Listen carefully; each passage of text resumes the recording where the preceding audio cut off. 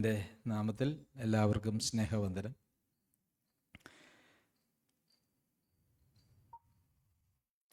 ഒരിക്കൽ കൂടി ദൈവവചന ആലോചനയ്ക്കായി ദൈവം നൽകിയ ഈ സാവകാശത്തിനായിട്ട് സ്തോത്രം.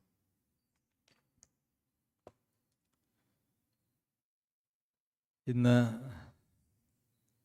നമ്മളെല്ലാവരും ഇവിടെ കൂടി വന്നിരിക്കുന്നു. വരാത്തവർ പലരുണ്ട്, പല കാരണങ്ങൾ കൊണ്ടും. എന്തിനാണ് നമ്മളിങ്ങനെ കൂടി വരുന്നത്, അല്ലെങ്കിൽ എന്തുകൊണ്ടാണ് ഈ കൽപ്പനയിൽ ഇങ്ങനെ കൂടി വരുന്നത്? ഒരുപക്ഷെ നമ്മൾ പലരും യാത്ര ചെയ്യുന്ന വഴിയിൽ അനേക സഭാ ഹാളുകളെ കവർ ചെയ്താണ് ഇവിടെ വന്നിരിക്കുന്നത്. എനിക്ക് തോന്നുന്നു ബാബു സഹോദരനാണ് ഏറ്റവും കൂടുതൽ സഭ കവർ ചെയ്ത് ഇവിടെ വരുന്നയാൾ. നമ്മളെല്ലാവരും തന്നെ അപൂർവം ഒന്നോ രണ്ടോ പേരൊഴിച്ച് ബാക്കി എല്ലാവരും ഇന്ന് സഭകൾ എന്നറിയപ്പെടുന്നതായിട്ടുള്ള പല കൂട്ടങ്ങൾ മറികടന്നാണ് ഇവിടെ വന്നിരിക്കുന്നത്. ഞാൻ വിചാരിക്കുന്നു അതിന് ഒരു വ്യക്തമായിട്ടുള്ള ആത്മീകമായ കാരണം ഉണ്ട്, ഇല്ലെങ്കിൽ ഉണ്ടായിരിക്കണം. പലപ്പോഴും ആളുകൾ സഭ തിരഞ്ഞെടുക്കുന്നത് പല കാരണങ്ങൾ കൊണ്ടാണ്. ചിലർ തിരഞ്ഞെടുക്കുന്നത് അവിടെ ചെന്ന് ഇരുന്നാൽ നല്ല ഒരു സന്തോഷം, ഫീൽ ഗുഡ്, അല്ലാതെ നല്ല ഒരു തോന്നൽ, നല്ലൊരു തൃപ്തി, മനസ്സിൻ്റെ തൃപ്തി. അതിനെ നമ്മൾ ആത്മീയമായിട്ടുള്ള ഭാഷയിൽ പറഞ്ഞാൽ ജഡത്തിൻ്റെ തൃപ്തി അല്ലെങ്കിൽ ദേഹിയുടെ തൃപ്തി എന്ന് നമുക്ക് പറയാനായിട്ട് കഴിയും. അങ്ങനെ ഒരു തൃപ്തി കിട്ടുന്ന സ്ഥലത്ത് പോകുന്ന ആളുകളുണ്ട്. പിന്നെ ബന്ധുക്കളും സുഹൃത്തുക്കളും ഒക്കെ ഉള്ള സ്ഥലത്ത് പോകാനായിട്ടുള്ള ഒരു ചിന്തയുണ്ട് ആളുകൾക്ക്, അല്ലേ? നമുക്ക് പരിചയക്കാരൊക്കെ ഉള്ള സഭയിൽ പോകാനായിട്ട് ആളുകൾക്കൊരു താല്പര്യമുണ്ട്. ഒരിക്കൽ ഒരു കുടുംബം എൻ്റെ അടുത്ത് പറഞ്ഞു, സുജോ സഹോദരനിരിക്കുന്ന, നമ്മൾ സുവിശേഷമൊക്കെ പറഞ്ഞ് വിശ്വാസത്തിലേക്ക് വന്നതാണ്, സുജോ സഹോദരൻ്റെ സഭയിൽ തന്നെ എനിക്ക് വരണം എന്ന് പറഞ്ഞു. അപ്പം ഞാനത് പ്രോത്സാഹിപ്പിച്ചില്ല.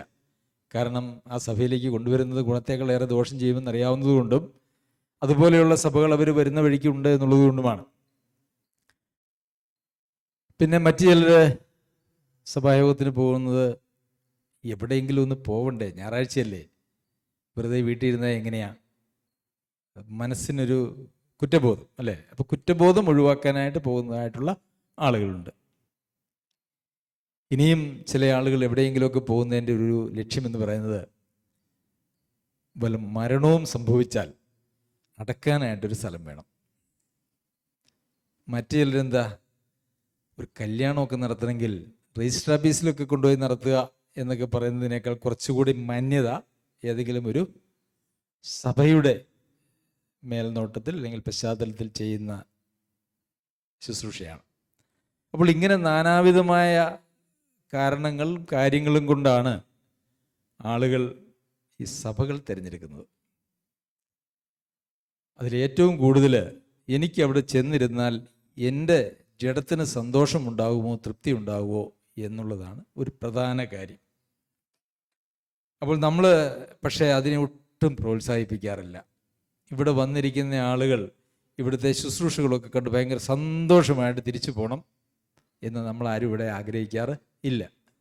ഇവിടെ വരുന്ന എല്ലാവരും, പ്രസംഗിക്കുന്നവരും വരുന്നവരും പങ്കെടുക്കുന്നവരും എല്ലാവരും മാനസാന്തരപ്പെട്ട്, പാപബോധം അവരുടെ ഉള്ളിലുളവായി മാനസാന്തരപ്പെട്ട് ജീവൻ്റെ പുതുക്കത്തിൽ നിന്നും പുതുക്കത്തിലേക്ക് പോകുന്ന ആളുകളായിട്ട് അവർ തീരണമെന്നുള്ള ഒറ്റ ആഗ്രഹമേ ഉള്ളൂ. അപ്പോൾ അതുകൊണ്ട് നിങ്ങൾക്ക് ഇവിടെ ഇരുന്നിച്ച് ഈ ദൈവവചനം കേൾക്കുമ്പോൾ ഇതിനേക്കാളൊക്കെ നല്ല വചനം ടി വിയിലുണ്ടല്ലോ അല്ലെങ്കിൽ യൂട്യൂബിലുണ്ടല്ലോ എന്നൊക്കെ ചിന്തിച്ചാൽ, പ്രിയമുള്ളവരെ, അതൊക്കെ ഇന്ന് സാത്താൻ കയ്യിലെടുത്തിരിക്കുന്നതായിട്ടുള്ള ഒരു വലിയ മീഡിയ ഉണ്ട്. സാത്താൻ ആ മീഡിയയിലൂടെ കോടാനുകോടി ആളുകളെ സത്യവചനത്തിൽ നിന്നും വിശ്വാസത്തിൽ നിന്നും മാറ്റി തൻ്റെ പിന്നാലെ വലിച്ചുകൊണ്ട് പോയിരിക്കുന്ന ഒരവസ്ഥയാണുള്ളത്. ആമുഖമായി ഇത്രയും പറഞ്ഞുകൊണ്ട് ഇന്ന് നമ്മളെ തന്നെ ഒന്ന് പരിശോധിച്ച് നമ്മളിൽ മാനസാന്തരത്തിൻ്റെ ആവശ്യമുണ്ടോ എന്നുള്ളത് ഒന്ന് പരിശോധിക്കണം എന്ന് ഞാൻ ആഗ്രഹിക്കുകയാണ്.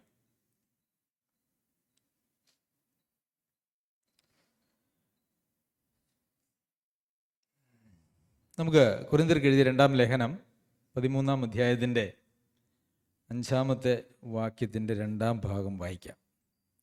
എൻ്റെ കണ്ണടയ്ക്ക് ചെറിയ പരിക്ക് പറ്റിയതുകൊണ്ട് കണ്ണടയില്ല. അതുകൊണ്ട് ഞാൻ ഒരു വലിയ അക്ഷരം കിട്ടുന്നതിന് വേണ്ടി ഈ യന്ത്രമാണ് ഉപയോഗിക്കുന്നതെന്ന്. ശരി, 5-ാം അധ്യായത്തിൻ്റെ 5-ാം വാക്യത്തിൻ്റെ 2-ാം ഭാഗം. നിങ്ങൾ കൊള്ളരുതാത്തവർ അല്ല എന്ന് വരികിൽ യേശു ക്രിസ്തു നിങ്ങളിലുണ്ട് എന്ന് നിങ്ങളെ തന്നെ അറിയുന്നില്ലയോ? പൗലോസ് അപ്പോസ്തലൻ കൊരിന്ത്യയിലെ സഭയ്ക്ക് എഴുതുന്ന ലേഖനത്തിൽ താൻ ലേഖനം എഴുതി അവസാനിപ്പിക്കാനായിട്ട് പോവുകയാണ് അല്ലേ.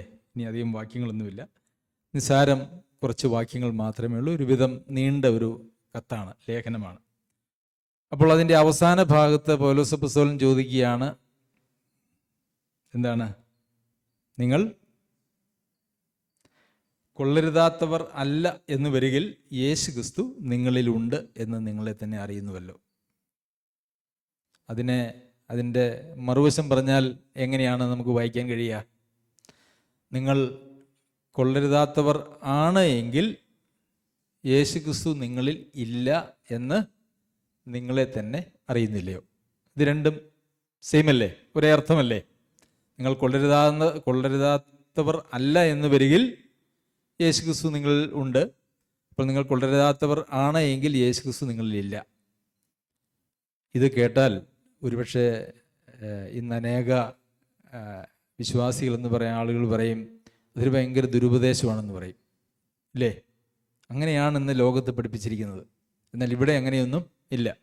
ഗലാത്യർക്ക് ലേഖനം എഴുതുമ്പോഴും പൗലോസ് അപ്പോസ്തലൻ പറയുന്നത്, ന്യായപ്രമാണത്തിൻ്റെ പ്രവൃത്തികളാൽ നീതീകരിക്കപ്പെടുവാൻ ഇച്ഛിക്കുന്ന നിങ്ങൾ കൃപയിൽ നിന്ന് വീണുപോയി ക്രിസ്തുവിനോട് വേർപെട്ടു പോയി എന്ന് തന്നെയാണ് പറയുന്നത്. അപ്പോൾ ക്രിസ്തു ഇല്ലാതെ വരിക, ക്രിസ്തുവിനോട് വേർപെട്ടു പോവുക എന്ന് പറയുന്നത് ഒരു വിശ്വാസിയുടെ ജീവിതത്തിൽ സാധ്യമാകുന്ന കാര്യമാണോ, സംഭവിക്കാവുന്ന കാര്യമാണോ? ഇഷ്ടംപോലെ വാക്യങ്ങളുണ്ട് കേട്ടോ. എന്ന് ചോദിച്ചാൽ അത് സംഭവ്യമായ കാര്യമാണ്. അപ്പോൾ ഇവിടെ കൊരിന്ത്യർക്ക് ലേഖനം എഴുതുമ്പോൾ അവരോട് നിങ്ങൾ സഭായോഗത്തിന് ക്രമമായിട്ട് പോകാത്തതിൻ്റെ എന്തെങ്കിലും പ്രശ്നത്തെക്കുറിച്ച് ഇവിടെ പറയുന്നുണ്ടോ ഈ ലേഖനത്തിൽ? 1-ാമത്തെ ലേഖനത്തിലുമില്ല, 2-ാമത്തെ ലേഖനത്തിലുമില്ല, അല്ലേ? നിങ്ങൾ കർത്തൃമേശ ആഴ്ചതോറും ആചരിക്കുന്നില്ല എന്നുള്ള പരാതി വല്ലതും ഈ 2 ലേഖനങ്ങളിലും പറഞ്ഞിട്ടുണ്ടോ? നിങ്ങൾക്ക് ഏതെങ്കിലും കൃപാവരങ്ങൾ, ഭാഷാപരമോ പ്രവചനപരമോ അതുപോലെയുള്ള ധാരാളം കൃപാവരങ്ങളുണ്ട്, ഏതെങ്കിലും കൃപാവരങ്ങൾ നിങ്ങൾക്ക് കുറവാണ് എന്ന് പറഞ്ഞിട്ടുണ്ടോ? ഇല്ല. അതിൻ്റെ ദുരുപയോഗത്തെക്കുറിച്ചും ഒക്കെ പറഞ്ഞിട്ടുള്ളൂ. അപ്പോൾ അവർക്ക് കൃപാവരങ്ങൾ ഉണ്ടായിരുന്നു, സഭായോഗങ്ങൾ ഉണ്ടായിരുന്നു, കർത്തൃമേശയുണ്ടായിരുന്നു, ദൈവവചന പഠനം ഉണ്ടായിരുന്നു, അവർക്ക് കൂട്ടായ്മയും ഉണ്ടായിരുന്നു. എല്ലാം അവർക്കൊരു പരിധിവരെ അവരുടെ ജീവിതത്തിൽ ഉണ്ടായിരുന്നു. അവർ ചിതറിപ്പോയിട്ടൊന്നുമില്ല, അല്ലേ? അങ്ങനെ ഒരു സൂചനയൊന്നുമില്ല. 1-ാമത്തെ ലേഖനം എടുക്കുകയാണെങ്കിൽ പിന്നെ കൊരിന്ത്യർക്ക് എഴുതിയ 1-ാമത്തെ ലേഖനത്തിലാണെങ്കിൽ പിന്നെ അവരെക്കുറിച്ച് ഒട്ടേറെ ആക്ഷേപങ്ങൾ, പ്രത്യക്ഷമായ ആക്ഷേപങ്ങൾ ഉണ്ടായിരുന്നു. എന്തൊക്കെയാണ്? വിശ്വാസികൾക്കെതിരെ കേസ് കൊടുക്കുന്ന ആളുകളുണ്ടായിരുന്നു, പക്ഷം പിടിച്ച് ഭിന്നതയുണ്ടാക്കുന്നതായിട്ടുള്ള ആളുകളുണ്ടായിരുന്നു. അതിനകത്ത് ക്രിസ്തുവിൻ്റെ പക്ഷക്കാരനും പൗലോസിൻ്റെ പക്ഷക്കാരനും അപ്പല്ലോസിൻ്റെ പക്ഷക്കാരനും കേഫാവിൻ്റെ പക്ഷക്കാരനും അങ്ങനെ പക്ഷങ്ങളുണ്ടായിരുന്നു. പിന്നെ തലയിൽ മുണ്ടിടാൻ സമ്മതമല്ലാത്തതായിട്ടുള്ള സഹോദരിമാരുണ്ടായിരുന്നു. പിന്നെ തിരുവത്താഴ ശുശ്രൂഷ അയോഗ്യമായി പങ്കെടുക്കുന്ന ആളുകളുണ്ടായിരുന്നു. അവർ ഭക്ഷണം കഴിക്കാൻ ഒരുമിച്ച് കൂടുമ്പോൾ എല്ലാവർക്കും ഉണ്ടോ എന്ന് നോക്കാതെ ആദ്യം തന്നെ എടുത്ത് മുഴുവൻ കഴിച്ചു തീർത്തിട്ട് കുറച്ച് പേര് പട്ടിണി ഇരിക്കുന്ന ഒരവസ്ഥ അവിടെ ഉണ്ടായിരുന്നു. പിന്നെ എല്ലാവരും കൂടെ ഒരുമിച്ച് സ്ത്രീകൾ സഭായോഗങ്ങളിൽ അന്യഭാഷകളിൽ സംസാരിക്കരുത്, അല്ലെങ്കിൽ അന്യഭാഷകൾ സംസാരിക്കുന്നതായിട്ടുള്ള അങ്ങനത്തെ സാഹചര്യത്തിൽ സ്ത്രീകൾ സഭായോഗത്തിൽ മിണ്ടാതിരിക്കട്ടെ എന്നുള്ള വാക്കുണ്ടായിരുന്നു. പക്ഷേ അവിടെ സ്ത്രീകൾ ഈ അന്യഭാഷയിൽ വളരെ മുമ്പിലായിരുന്നു. അതുപോലെ അന്യഭാഷ ഓരോരുത്തർ 2-3 പേർ മാത്രം വ്യാഖ്യാനം ഉണ്ടെങ്കിൽ മാത്രം പറയണമെന്ന് പറഞ്ഞെടുത്ത് അവർക്ക് എന്തുണ്ടായിരുന്നു? എല്ലാവരും ഒരേ സമയത്ത് അന്യഭാഷ പറഞ്ഞിട്ട് ഈ ആരെങ്കിലും കയറി വന്നാൽ ഇവർക്ക് എന്താ ഭ്രാന്താണോ എന്ന് ചോദിക്കുന്നൊരവസ്ഥ അവിടെ ഉണ്ടായിരുന്നു. പിന്നെ അവർക്ക് സ്നേഹമില്ല എന്നുള്ള പ്രശ്നമുണ്ടായിരുന്നു ആ സഭയിൽ, ഇല്ലേ? അതുകൊണ്ടാണ് നിങ്ങൾക്ക് എന്നൊക്കെ വരങ്ങളുണ്ടെങ്കിലും, നിങ്ങൾക്ക് എന്തെല്ലാം ജ്ഞാനമുണ്ടെങ്കിലും, നിങ്ങൾക്ക് എന്തോ ഒരു വിശ്വാസമുണ്ടെങ്കിലും സ്നേഹമില്ലെങ്കിൽ ഇതൊക്കെ വെറും കോപ്രായമാണ് എന്നാണ് 13-ാമത്തെ അധ്യായത്തിൽ പൗലോസ് അപ്പോസ്തലൻ പറയുന്നത്. നാട്ടുഭാഷയിൽ ഞാൻ പറഞ്ഞ കേട്ടോ, കോപ്രായമെന്ന്, അതായത് അർത്ഥമില്ലാത്ത പ്രവൃത്തികളെന്ന്. അങ്ങനെ അനേക കാര്യങ്ങൾ അവർക്ക് പരാതിയായിട്ടുണ്ടായിരുന്നു. എന്നാൽ 2-ാം ലേഖനത്തിലേക്ക് വരുമ്പം അങ്ങനെ എന്തെങ്കിലും പരാതികൾ പറയുന്നുണ്ടോ? ചിലതൊക്കെ ഉണ്ട്. എന്നാൽ 1-ാമത്തെ ലേഖനത്തിൽ പറഞ്ഞിരിക്കുന്നതായിട്ടുള്ള പോലെയുള്ള ഗുരുതരമായിട്ടുള്ള അനേക പ്രശ്നങ്ങൾ ഈ സഭയിലില്ല. അപ്പോൾ എന്ത്, ആദ്യത്തെ ലേഖനം എഴുതി, പിന്നെയും ലേഖനം എഴുതി, യഥാർത്ഥത്തിൽ നമ്മളിത് 3-ാമത്തെ ലേഖനമാണ് വായിക്കുന്നത്. എന്നാൽ ദൈവവിശ്വാസിയുമായിട്ടുള്ള ലേഖനം ഇത് 2 മാത്രമേ ഉള്ളൂ. അപ്പോൾ അങ്ങനെ ലേഖനം എഴുതി ഇപ്പോൾ സഭയിലെ പ്രശ്നങ്ങളൊക്കെ ഒരുവിധം കെട്ടടങ്ങി എന്ന് നമുക്ക് പറയാൻ പറ്റും, ഇല്ലേ? 1-ാമത്തെ ലേഖനം എഴുതുമ്പോൾ ഉണ്ടായിരുന്ന പ്രശ്നങ്ങളൊന്നും ഇന്ന് സഭയിൽ, കാരണം അത്തരം കാര്യങ്ങളൊന്നും അവിടെ പറയുന്നില്ല. സഭയിലെ പ്രശ്നങ്ങളൊക്കെ കെട്ടടങ്ങി. പക്ഷേ കെട്ടടങ്ങി കഴിഞ്ഞപ്പം ഇപ്പം പൗലോസ് അപ്പോസ്തലൻ ചോദിക്കുകയാണ്, എന്താണ്, നിങ്ങൾ വിശ്വാസത്തിൽ തന്നെയാണോ ഇരിക്കുന്നത് എന്ന് നിങ്ങൾ നിങ്ങളെ തന്നെ ഒന്ന് പരിശോധിക്കണം, നിങ്ങളെ തന്നെ ഒന്ന് ശോധന ചെയ്യണം, അല്ലേ? 5-ാമത്തെ വാക്യത്തിൻ്റെ ആദ്യ ഭാഗം എന്താ? നിങ്ങൾ വിശ്വാസത്തിൽ ഇരിക്കുന്നു എന്ന് നിങ്ങളെ തന്നെ പരീക്ഷിപ്പിൻ, നിങ്ങളെ തന്നെ ശോധന ചെയ്യുവിൻ. അത് പറഞ്ഞിട്ടാണ് നിങ്ങൾ കൊള്ളരുതാത്തവർ അല്ല എന്ന് വരികിൽ ക്രിസ്തു നിങ്ങളിലുണ്ട് എന്ന് പറഞ്ഞിരിക്കുന്നത്. അപ്പോൾ സഭയ്ക്ക് വലിയ പ്രശ്നങ്ങളൊന്നും ഇപ്പോൾ ഇല്ല, വലിയ പരാതികളില്ല, അങ്ങനെ ഒന്നുമില്ല. പക്ഷെ ഇപ്പോൾ ഉള്ള പ്രശ്നം എന്താണ്? സഭായോഗങ്ങളുണ്ട്, തിരുവത്താഴ ശുശ്രൂഷയുണ്ട്, വചനപഠനമുണ്ട്, കൂട്ടായ്മയുണ്ട്. പിന്നെ അവർ ഇനി യെരുശലേമിലേക്കൊക്കെ അങ്ങനെ കൊടുക്കുന്നുണ്ട്. അങ്ങനെയുള്ള എല്ലാ കാര്യങ്ങളും ഉണ്ട്, സാമ്പത്തികമായിട്ടുള്ള കൂട്ടായ്മകളെല്ലാം ഉണ്ട്. പക്ഷേ ഇപ്പം പ്രശ്നം എന്താണെന്ന് ചോദിച്ചു കഴിഞ്ഞാൽ, അവർ വിശ്വാസത്തിൽ തന്നെ ഇരുന്നു കൊണ്ടാണോ ഇത് ചെയ്യുന്നത്? ഈ യോഗങ്ങളെല്ലാം നടത്തുന്നത്, ഈ എല്ലാ ആത്മീക പരിപാടികളും വിശ്വാസത്തിൽ തന്നെ ഇരുന്നു കൊണ്ടാണോ എന്നുള്ള പ്രശ്നമാണ്. നമ്മളെങ്ങനെയാണ് സാധാരണ കാണുന്നത്? കൃത്യമായ സഭായോഗത്തിന് വരികയും സഭയിലെ എല്ലാ കാര്യങ്ങളിലും വളരെ ആക്റ്റീവായിട്ട് പങ്കെടുക്കുകയും ചെയ്യുന്ന ആളുകളെ കുറിച്ച് നമ്മൾ എപ്പോഴെങ്കിലും വിശ്വാസത്തിൽ തന്നെയാണോ എന്ന് ചോദിക്കുമോ? ഒരാൾ നല്ല ഒരു ഉത്തമ വിശ്വാസിയും വിശ്വാസത്തിലുമാണ് എന്നുള്ളതിന് നമ്മൾ എടുക്കുന്നതായിട്ടുള്ള മാനദണ്ഡങ്ങൾ വളരെ വ്യത്യസ്തമാണ്. എന്താണ്? കൃത്യമായിട്ട് ഒരു സഭായോഗത്തിന് വരുന്ന ഒരാൾ വരണ്ട എന്നല്ല, അതിൻ്റെ ആവശ്യമില്ല എന്നല്ല, അവർ നല്ല വിശ്വാസത്തിലും തീക്ഷ്ണതയിലുമുള്ള ആളുകളാണെന്ന് നമ്മൾ പറയും. പിന്നെ തിരുവത്താഴ ശുശ്രൂഷയിൽ നിന്നിങ്ങനെ മാറി നിന്നാൽ എന്തോ പ്രശ്നമുണ്ട്, അല്ലേ? അങ്ങനെ നമ്മൾ ചിലപ്പോൾ ചിന്തിക്കാനായിട്ടുള്ള സാധ്യതയുണ്ട്. ഇനി തിരുവത്താഴ ശുശ്രൂഷയിലും ക്രമമായിട്ട് പങ്കെടുക്കുന്നുണ്ടെങ്കിൽ എന്ത് പറയും? നല്ലൊരു വിശ്വാസിയാണ്. പിന്നെ ദൈവവചന പഠിക്കുമ്പം പഠിക്കാനുള്ള താല്പര്യവും ഒക്കെയുള്ള ആളുകളെക്കുറിച്ച് നമ്മളെന്ത് പറയും? നല്ല താല്പര്യമുള്ള ഉത്സാഹമുള്ള ആളുകളാണ്. എന്നാൽ അങ്ങനെയുള്ള ഉത്സാഹമുള്ള ആളുകളെക്കുറിച്ച് പൗലോസ് അപ്പോസ്തലൻ പറയുകയാണ്, നിങ്ങൾ വിശ്വാസത്തിൽ തന്നെ ഇരുന്നു കൊണ്ടാണോ ഈ പറഞ്ഞ എല്ലാ സഭാജീവിതവും പ്രവർത്തനങ്ങളും എന്ന് നിങ്ങൾ നിങ്ങളെ തന്നെ ഒന്ന് പരീക്ഷിക്കണം, നിങ്ങൾ നിങ്ങളെ തന്നെ ഒന്ന് പരിശോധിക്കണം. പരീക്ഷിക്കണം എന്ന് പറഞ്ഞാൽ പോരെ, അല്ലെങ്കിൽ പരിശോധിക്കണം എന്ന് പറഞ്ഞാൽ പോരെ? എന്തിനാണ് ഇത് രണ്ടും അടുപ്പിച്ചടുപ്പിച്ച് പറയുന്നത്? അതതിൻ്റെ ഗൗരവത്തെയും പ്രാധാന്യത്തെയും കാണിക്കുന്നതായ കാര്യമാണ്. ശരി, അവിടെ നിന്ന് നമുക്ക് വേറെ ഒരു കാര്യം, ഞാൻ ഇതിനു മുമ്പ് സൂചിപ്പിച്ചിട്ടുള്ളതായിട്ടുള്ളൊരു കാര്യമാണ്. ഒരു വ്യക്തി, ഒരു രക്ഷിക്കപ്പെട്ട ഒരാൾ, അദ്ദേഹം വിശ്വാസത്തിൽ തന്നെയാണ് എന്ന് അദ്ദേഹത്തിന് തന്നെ ഒരുപക്ഷെ ബോധ്യമില്ലാത്ത ഒരവസ്ഥ വരാൻ സാധ്യതയുണ്ട്. അതായത് ഞാൻ വിശ്വാസിയാണ്, വിശ്വാസത്തിലാണ്, ഞാൻ ദൈവത്തിന് പ്രിയപ്പെട്ടവനാണ് എന്ന് ചിന്തിച്ചുകൊണ്ട് ജീവിക്കുകയും സഭയിലും അല്ലെങ്കിൽ ബൈബിൾ വായനയും പഠനവും അതുപോലെ സഭാജീവിതവും എല്ലാം ഉണ്ട്, കൂട്ടായ്മയൊക്കെ ഉണ്ട്. പക്ഷെ അവന് തന്നെ ഒരുപക്ഷെ അവൻ വിശ്വാസത്തിൽ നിന്ന് പിന്മാറിപ്പോയി എന്ന് മനസ്സിലായിട്ടുണ്ടാവില്ല. അതും സാധ്യമാണ്. ഈ വാക്യത്തിൽ നമുക്ക് അങ്ങനെയും അതിനെ മനസ്സിലാക്കാം. കാരണം നിങ്ങൾ വിശ്വാസിയാണെന്ന് ചോദിച്ചാൽ നമ്മൾ എന്ത് പറയും? ഞാൻ വിശ്വാസിയാണ്. എന്തുകൊണ്ടാണ് നമ്മൾ വിശ്വാസിയാണെന്ന് പറയുന്നത്? ഞാൻ 1982 ഓഗസ്റ്റ് 15 യേശു ക്രിസ്തുവിനെ എൻ്റെ രക്ഷിതാവും കർത്താവുമായിട്ട് സ്വീകരിച്ചു, ഞാൻ വിശ്വാസിയാണെന്ന് പറയും, അല്ലേ? പൗലോസ് അപ്പോസ്തലനോട് പൗലോസ് അപ്പോസ്തലൻ ചോദിക്കുകയാണ്, നീ വിശ്വാസിയാണോ എന്ന് ചോദിച്ചു കഴിഞ്ഞാൽ ഈ ഉത്തരം പറഞ്ഞ പൗലോസ് അപ്പോസ്തലൻ എന്ത് പറയുന്നറിയാവോ? അതവിടെ ഇരിക്കട്ടെ, നീ നിന്നെ ഒന്ന് ഇപ്പോൾ പരിശോധിച്ച്, നീ അന്ന് വിശ്വസിച്ചിട്ടുണ്ടാവും, പക്ഷെ ഇന്ന് നീ ആ വിശ്വാസത്തിൽ തന്നെ ഉണ്ടോ എന്ന് നീ ഒന്ന് പരിശോധിക്കണം എന്ന് പറയുമ്പോൾ നമ്മളെന്ത് പറയും? നമുക്ക് വല്ലതും പരിശോധിക്കാനുണ്ടോ? ഉണ്ടോ? നമ്മളെപ്പോഴും എങ്ങോട്ട് പോകും? ഈ 42 വർഷം അല്ലെങ്കിൽ 43 വർഷം പുറകോട്ട് നാം വീണ്ടും പോകും. എന്നിട്ട് അതാണ് നമ്മളുടെ അടിസ്ഥാനം. പ്രിയമുള്ളവരെ, ദൈവവചനത്തിൽ, സഭാജീവിതത്തിൽ, ദൈവവുമായിട്ടുള്ള ബന്ധത്തിൽ എന്തെങ്കിലും ഒരിക്കൽ നമ്മൾ ഏറ്റുപറഞ്ഞു എന്നുള്ളത് അത് പ്രാധാന്യമുള്ളതാണ്. അവിടെയാണ് അതിൻ്റെ തുടക്കം. പക്ഷേ അത് ഒരു തുടക്കം മാത്രമാണ്, അതതിൻ്റെ ആരംഭം മാത്രമാണ്, അതല്ലാതെ അതതിൻ്റെ അന്ത്യമല്ല. പിന്നെ വിശ്വാസത്തിൽ തന്നെയാണോ എന്ന് പരിശോധിക്കുകയും പരീക്ഷിക്കുകയും ചെയ്യണം. അതായത് വളരെ സൂക്ഷ്മമായി നാം നമ്മളെ ഒന്ന് വിലയിരുത്തിയാൽ, പരിശോധിച്ചാൽ, ഒന്ന് പരീക്ഷിച്ച് നോക്കിയാൽ മാത്രമേ നാം വിശ്വാസത്തിലാണോ അല്ലയോ എന്ന് നമുക്ക് തന്നെ മനസ്സിലാവുകയുള്ളൂ. അല്ലേ? അതവിടെ ഇല്ലേ? ഇല്ലേ സൗര? നമ്മൾ തന്നെ നമ്മുടെ ജീവിതത്തെ, നമ്മെ തന്നെ ഒന്ന് സൂക്ഷ്മമായി പരീക്ഷിക്കണം, പരിശോധിക്കണം. കോളേജിലൊക്കെ പഠിച്ച പിള്ളേർക്ക് അല്ലെങ്കിൽ സ്കൂളിൽ പഠിച്ച പിള്ളേർക്ക് ലബോറട്ടറി ഒക്കെ ഉണ്ട്. ലബോറട്ടറിയിൽ അവരൊരു രാസവസ്തു തരും. കളർ കൊണ്ടൊന്നും തിരിച്ചറിയാനായിട്ട് കഴിയില്ല. രാസവസ്തു എന്താണെന്നുള്ളത് കണ്ടുപിടിക്കണം. അതിനു വേണ്ടിയിട്ടുള്ള ചില ടെസ്റ്റുകളൊക്കെ ഉണ്ട്. അങ്ങനെ 3-4 സ്റ്റെപ്പ് അങ്ങനെ ടെസ്റ്റൊക്കെ ചെയ്താണ് ഇത് ഇന്ന രാസവസ്തുവാണ് എന്നവർ കണ്ടുപിടിക്കുന്നത്. എന്ന് പറഞ്ഞതുപോലെ ഞാൻ വിശ്വാസത്തിലാണോ എന്ന് ഞാൻ എന്നെ തന്നെ ഒന്ന് കണ്ടുപിടിക്കണമെങ്കിൽ ഒരു പരീക്ഷണത്തിന് നമ്മളെ തന്നെ വിധേയമാക്കേണ്ടത് ആവശ്യമാണ്. അങ്ങനെ പരീക്ഷണത്തിന് വിധേയമാക്കുമ്പം എന്താണ് നമുക്ക് ബോധ്യമാവുക? അവിടെ തന്നെയുണ്ട്. എന്താണ്? ഞാൻ കൊള്ളാവുന്നവനാണോ കൊള്ളരുതാത്തവനാണോ എന്നുള്ളതാണ് പിന്നെ നമുക്ക് വരുന്നതായുള്ള ബോധ്യം. അങ്ങനെ നിങ്ങൾ നിങ്ങളെ തന്നെ ഒന്ന് പരീക്ഷിച്ച് നിങ്ങൾ കൊള്ളരുതാത്തവർ അല്ല എന്നാണ് കണ്ടുപിടിക്കുന്നതെങ്കിൽ ആര് നിങ്ങളിലുണ്ട്? ക്രിസ്തു നിങ്ങളിലുണ്ട്.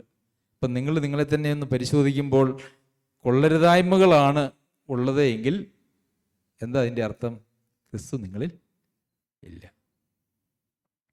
പ്രിയമുള്ളവരെ, അപ്പോൾ ഒന്ന് പരിശോധിക്കണ്ടേ? നമ്മൾ കൊള്ളരുതാത്തവരാണോ കൊള്ളാവുന്നവരാണോ എന്ന് നമ്മളൊന്ന് പരിശോധിച്ച് നമ്മളെ തന്നെ, അല്ലേ?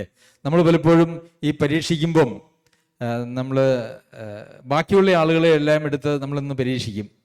നമ്മളെല്ലാവരെയും ഒന്ന് വിലയിരുത്തും. നമ്മളെ മാത്രം നമ്മൾ വിലയിരുത്തുകയില്ല. അതിൽ നമ്മൾ പരാജയപ്പെടും. മറ്റുള്ളവർ നിത്യതയിലേക്ക് പോകണം, അവർ തെറ്റില്ലാതെ ജീവിക്കണം, അവർ ദൈവസഭയ്ക്ക് പ്രയോജനപ്പെടണം എന്നൊക്കെ നമുക്ക് ഭയങ്കര ആഗ്രഹമാണ്. എന്നാൽ നമ്മളെക്കുറിച്ച് അങ്ങനെ ഒരു ആഗ്രഹം സാധാരണഗതിയിൽ ഇല്ല. അങ്ങനെയുള്ള ആളുകൾ ഭയങ്കര വിമർശകരായിട്ട്, മറ്റുള്ളവരെ വിമർശിക്കുന്നവരായിട്ട് തീരും. എന്നാൽ ദൈവാത്മാവിനാൽ നിയന്ത്രിക്കപ്പെടുന്ന ഒരാളെ സംബന്ധിച്ചിടത്തോളം ആളുകളിൽ കാണുന്ന ബലഹീനതകളും പരാജയങ്ങളുമൊക്കെ ഓർത്ത് പ്രാർത്ഥിക്കാനും അവരെ സ്നേഹിക്കാനും അവർക്ക് വേണ്ടി പ്രാർത്ഥിക്കുകയും അതുപോലെയൊക്കെ ചെയ്യുന്ന ആളുകളായിട്ട് അവർ തീരും. അതല്ലാതെ അവരെ നശിപ്പിക്കുന്ന അല്ലെങ്കിൽ അവരെ വിമർശിക്കുന്ന തലത്തിലേക്കല്ല അങ്ങനെയുള്ള ആളുകൾ പോവുക എന്നുള്ളത്. അപ്പോൾ നമുക്ക് നമ്മളെ തന്നെയാണ് പരീക്ഷിക്കേണ്ടത്. ഞാനിത് പറയുമ്പോഴും നമ്മൾ ആരും വേറെ ആരെയും നോക്കണ്ട.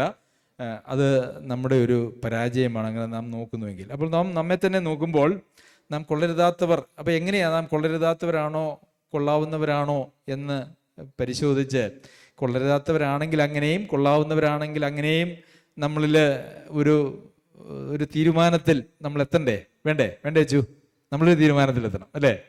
തീരുമാനത്തിലെത്തിക്കഴിഞ്ഞിട്ട് കൊള്ളരുതാത്തവരാണ് എങ്കിൽ എന്ത് ചെയ്യണം? നമുക്കൊരു മാനസാന്തരം ആവശ്യമുണ്ട്. ഞാൻ പറയുന്ന കാര്യങ്ങൾ ആർക്കും സന്തോഷം തരുന്നില്ല. എല്ലാവരുടെയും മുഖം ഇപ്പം എല്ലാവരും ചിരിച്ചു. അതല്ലേ, ഞാൻ സന്തോഷിപ്പിക്കാനല്ല കേട്ടോ പ്രിയമുള്ളവരെ, സന്തോഷിപ്പിക്കാനല്ല. ആത്മീക ശുശ്രൂഷ ചെയ്യുന്ന ആളുകളെ കുറിച്ച് പറയുന്ന അവർ ആത്മാക്കൾക്ക് വേണ്ടി ജാഗരിക്കുന്നവരാകയാൽ. എന്തിനാ ആത്മാക്കൾക്ക് വേണ്ടി ജാഗരിക്കണേ? ജാഗരിക്കുക എന്ന് പറഞ്ഞാൽ എന്താ? അങ്ങനെ വളരെ, അല്ലേ, പട്ടാളക്കാരൊക്കെ വളരെ ജാഗ്രതയോടെയാണ് എവിടെ ഇരിക്കുന്നത്? അതിർത്തികൾ കാക്കുന്നത്. അങ്ങനെ ജാഗ്രതയോടെ ഇരുന്നില്ലെങ്കിൽ എന്ത് ചെയ്യും? ശത്രു അകത്ത് കയറി നമ്മളെ നശിപ്പിക്കും. അപ്പോൾ ശുശ്രൂഷന്മാരെ കുറിച്ച് പറയുന്നത്, വചനം പഠിപ്പിക്കുന്നവരെ കുറിച്ച് പറയുന്നത് അവർ ആത്മാക്കൾക്ക് വേണ്ടി ജാഗരിക്കുന്നു എന്നാണ്. അതുകൊണ്ട് ഒരാത്മാവും നമ്മുടെ ചർച്ചിൽ അംഗങ്ങളായിരിക്കുന്നവരും, അതെ, ഓൺലൈനായിട്ടോ ഓഫ്ലൈനായിട്ടോ അംഗങ്ങളായിരിക്കുന്ന ആരുടെയും ആത്മാവിനൊന്നും സംഭവിക്കാൻ പാടില്ല. അതിന് കാവലാണ് യഥാർത്ഥത്തിൽ ദൈവവചന പഠനത്തിലൂടെയും ഇങ്ങനെയുള്ള സഭാജീവിതത്തിലൂടെയും അതിന് ഒരാൾക്ക് മാത്രമല്ല അന്യോന്യമുള്ള ഉത്തരവാദിത്വം, അന്യോന്യം പ്രബോധിപ്പിച്ചുകൊള്ളുവിൻ. ജീവനുള്ള ദൈവത്തെ ത്യജിച്ചു കളയുന്ന അവിശ്വാസമുള്ള ദുഷ്ടഹൃദയം നിങ്ങളിൽ ആർക്കും ഉണ്ടാകാതിരിക്കാൻ നോക്കുവിൻ. അതിനെന്താ ചെയ്യണ്ടേ? നാൾതോറും അന്യോന്യം പ്രബോധിപ്പിച്ചുകൊള്ളുവിൻ. ഹെബ്രായർക്ക് എഴുതിയ ലേഖനം 3-ാം അധ്യായത്തിൽ നമ്മൾ വായിക്കുന്നുണ്ട്. അത് ശുശ്രൂഷകന്മാരുടെ മാത്രം ജോലിയല്ല, അവരുടെ നേതൃത്വത്തിൽ എല്ലാവരും അന്യോന്യം കോട്ട കെട്ടി അന്യോന്യം സൂക്ഷിപ്പാണ് സഭാജീവിതം എന്ന് പറയുന്നത്. അപ്പോൾ കൊള്ളാവുന്നവരാണോ കൊള്ളരുതാത്തവരാണോ എന്നറിയണമെങ്കിൽ നമുക്ക് ഗലാത്യർക്ക് എഴുതിയ ലേഖനത്തിലേക്ക് വരുമ്പോൾ, അടുത്ത ലേഖനം, അവിടെ നമുക്ക് ചില തെളിവുകളുണ്ട്. അതിൻ്റെ 5-ാം അധ്യായത്തിൽ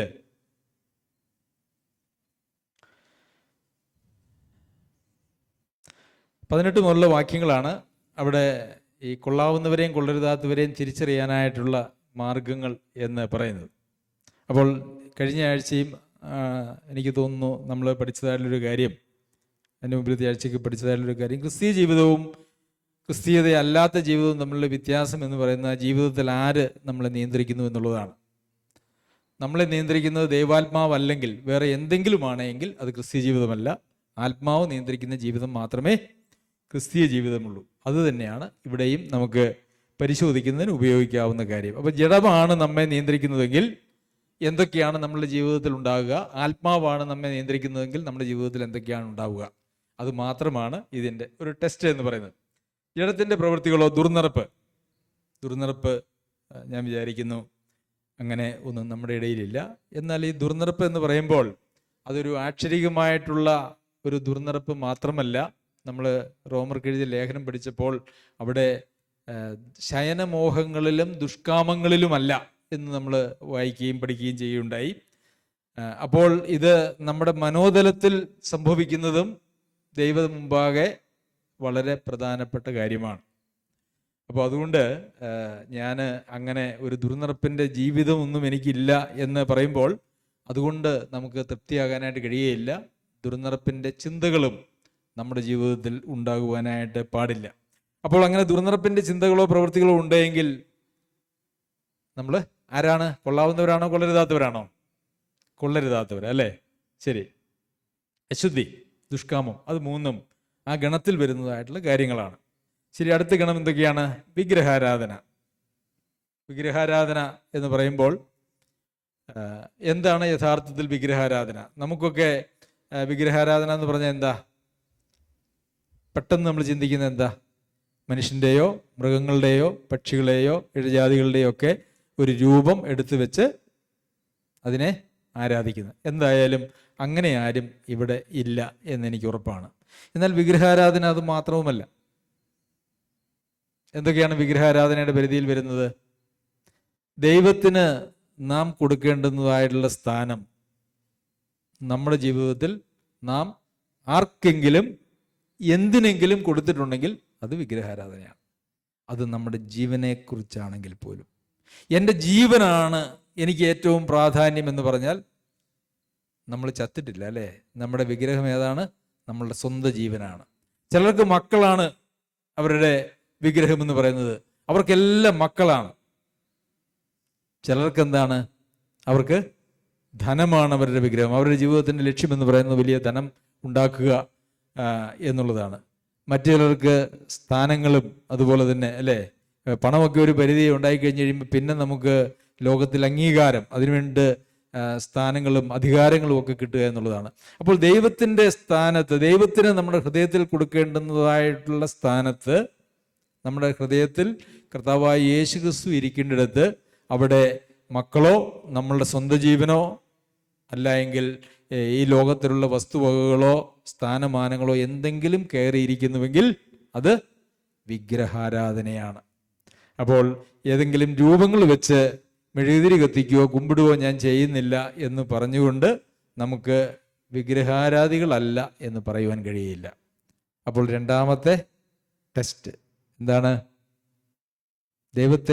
ദൈവത്തിന് അല്ലാതെ മറ്റെന്തിനെങ്കിലും നമ്മളുടെ ഹൃദയത്തിൽ നാം ഒരു സ്ഥാനം കൊടുത്തിട്ടുണ്ടെങ്കിൽ അത് നമ്മുടെ സ്വന്തം ജീവനാണെങ്കിൽ കൂടിയും അത് വിഗ്രഹമാണ്. അപ്പോൾ നമ്മൾ കൊള്ളാവുന്നവരാണോ കൊള്ളരുതാത്തവരാണോ? ശരി, രണ്ടാമത്തെ ടെസ്റ്റ് നമ്മൾ അങ്ങനെ ചെയ്തു. പിന്നെ ആഭിചാരം. ഞാൻ വിചാരിക്കുന്നു അങ്ങനെ ആഭിചാരമൊന്നും അങ്ങനെ ചെയ്യുന്ന ആളുകൾ ഉണ്ടാവില്ല എന്നാണ് എൻ്റെ ചിന്ത. എന്നാൽ കൈനോട്ടക്കാരെ വീട്ടിൽ വിളിച്ച് കയറ്റി നോക്കി പൈസ കൊടുത്ത് കൈ നോക്കിച്ചവരെയൊക്കെ ഈ വിശ്വാസികൾ രക്ഷിക്കപ്പെട്ടു സ്നാനപ്പെട്ടു എന്ന് പറയുന്നതായിട്ടുള്ള ആളുകൾ, അങ്ങനെ ചെയ്തതായിട്ടുള്ള ആളുകളെയൊക്കെ എനിക്ക് അറിയാം. അതിൽ താല്പര്യമൊക്കെ എടുത്തിട്ടുള്ള ആളുകൾ ഇവിടെയുള്ളവരല്ല കേട്ടോ. അങ്ങനെ ഞാൻ കണ്ടിട്ടുണ്ട് എൻ്റെ കഴിഞ്ഞ കാല ജീവിതത്തിൽ. പ്രിയമുള്ളവരെ, അതിനൊന്നും നിൽക്കരുത്, അതിനൊന്നും നിൽക്കരുത്. ആഭിചാരം ചെയ്യുന്നവനെയും ചെയ്യിപ്പിക്കുന്നവനെയും എന്താണ് പഴയ നിയമത്തിലെ പ്രമാണം എന്നറിയാവോ? എന്താണ് പ്രമാണം? കല്ലെറിഞ്ഞു കൊല്ലണമെന്ന. കല്ലെറിഞ്ഞു കൊല്ലണം എന്നുള്ള പ്രമാണം വളരെ മരണകരമായ പാപം, അല്ലെ, മരണശിക്ഷ കൽപ്പിക്കാവുന്ന പാപത്തിൽ ഒന്നാണ് എന്ത്? ആഭിചാരം എന്ന് പറയുന്നത്. മരണകരമായ മരണശിക്ഷ കൽപ്പിക്കുന്നതായിട്ടുള്ള മറ്റ് പല പാപങ്ങളും ഉണ്ട് എന്ന് നമുക്കറിയാമല്ലോ. അപ്പോൾ അങ്ങനെയുള്ള പരിപാടികളൊന്നും ആരും ചെയ്യരുത്. പിന്നെ പക, പിണക്കം, ജാരശങ്ക, ക്രോധം, ശാഠ്യം, ഇതെല്ലാം കൂടെ നമുക്ക് ഒരു ഗണത്തിൽപ്പെടുത്താം അല്ലേ? പക, പിണക്കം, ജാരശങ്ക, ക്രോധം, ശാഠ്യം. ഇതാർക്കെങ്കിലും ഉണ്ടോ? ആരൊന്നും മിണ്ടാത്ത എന്താ? അങ്ങോട്ടും ഇങ്ങോട്ടും നോക്കുക. ഞാൻ ആദ്യമേ പറഞ്ഞു, ഇത് ആരെ നോക്കരുത്? മറ്റാരെയും നോക്കരുത്. ഇത് നോക്കേണ്ടത് സ്വന്തം ഹൃദയത്തിലേക്കാണ്. പകയും പിണക്കവും ക്രോധവും ശാഠ്യവും ദുന്നുപക്ഷവും ഒക്കെ നമ്മുടെ ഹൃദയത്തിലുണ്ടോ? ഉണ്ടോ സഹോദരങ്ങളെ? ഉണ്ടോ? അയ്യോ, അപ്പം നമ്മൾ ഏത് ഗണത്തിൽ വരും? ആ കൊള്ളരുതാത്തവരുടെ ഗണത്തിലേക്ക് നമ്മൾ ചാടിപ്പോവും. അല്ല, ഒന്ന് ആലോചിച്ച് നോക്കിയേ. എനിക്ക് ആരോടും പകയില്ലാതെ ജീവിക്കാൻ പറ്റുന്നില്ല, അല്ല ഈ പിണക്ക്, എനിക്ക് ആരോടെങ്കിലുമൊക്കെ പിണക്കം ഉണ്ടെങ്കിൽ എനിക്കൊരു ദിവസം ശരിയാവുള്ളൂ. അങ്ങനെ ഒരു അവസ്ഥ വല്ലതും ആരെങ്കിലും ഉണ്ടോ? അങ്ങനെ ഉണ്ടെങ്കിൽ ഒന്ന് കാണണം, വ്യക്തിപരമായിട്ട് ഞങ്ങളൊന്നും ഒന്ന് കാണണം കേട്ടോ. അല്ലേ, നമുക്ക് പിണങ്ങാതെ ഇരിക്കാനേ പറ്റുന്നില്ല. അങ്ങനെ ഒരു പ്രശ്നം വല്ലതും ഉണ്ടോ? എനിക്ക് ഇച്ചിരി പിണക്കവും ഇച്ചിരി ശാഠ്യവും ഒക്കെ കാണിച്ചില്ലെങ്കിൽ എനിക്ക് ആ ദിവസം അങ്ങ് ശരിയാവില്ല. ആരോടെങ്കിലുമൊക്കെ ഒന്ന് ചാടി ഒരു ബഹളമൊക്കെ ഉണ്ടാക്കിയാൽ എനിക്ക് ആ ഒരു ദിവസം സുഖമാവുകയുള്ളൂ എന്നൊന്നും ആരും ചിന്തിക്കുമോ? അങ്ങനെയുള്ള ചിന്ത ആരെങ്കിലും ഉണ്ടോ? ഇല്ല. അങ്ങനെയുള്ള പ്രശ്നങ്ങളൊന്നും ആർക്കുമില്ല. അപ്പോൾ പിന്നെ എന്തിനാ ഇതങ്ങ് കളഞ്ഞാൽ? അല്ലേ, നമ്മൾ ആരോടെങ്കിലും ഒന്ന് വഴക്ക് കൂടിയാൽ പിന്നെ നമ്മളുടെ മനസ്സിൽ എന്താ ഉള്ളേ? സ്വസ്ഥതയുണ്ടോ? ഇല്ല. നമ്മുടെ എല്ലാ സ്വസ്ഥതയും കളഞ്ഞ്, നമ്മുടെ സമാധാനവും കളഞ്ഞ് ആരോടെങ്കിലും പിണങ്ങിയിരുന്നു കഴിഞ്ഞാൽ അവരെ കാണുമ്പോൾ നമുക്കൊരു സന്തോഷമാണോ ദുഃഖമാണോ? നമുക്കൊരു ദുഃഖമോ അല്ലേ? കാണാതെ ഒഴിവായി നടക്കുക. കണ്ടു കഴിയുമ്പോഴും പിന്നെ നമുക്ക് ഇഷ്ടമില്ലെങ്കിലും ഇഷ്ടമില്ലെന്ന് കാണിക്കാൻ ഉള്ള ഒരു താല്പര്യക്കുറവ്. അപ്പോൾ നമ്മൾ എന്ത് ചെയ്യും? നമ്മൾ കൈ കൊടുക്കും, കെട്ടിപ്പിടിക്കും, സുഖമാണോ എന്ന് ചോദിക്കും, അങ്ങോട്ടൊന്നും കണ്ടില്ലല്ലോ എന്നൊക്കെ ചോദിക്കുന്ന ചോദ്യങ്ങളെല്ലാം എന്താണ്? കാപട്യമാണ് അല്ലേ? കാപട്യമാണ്.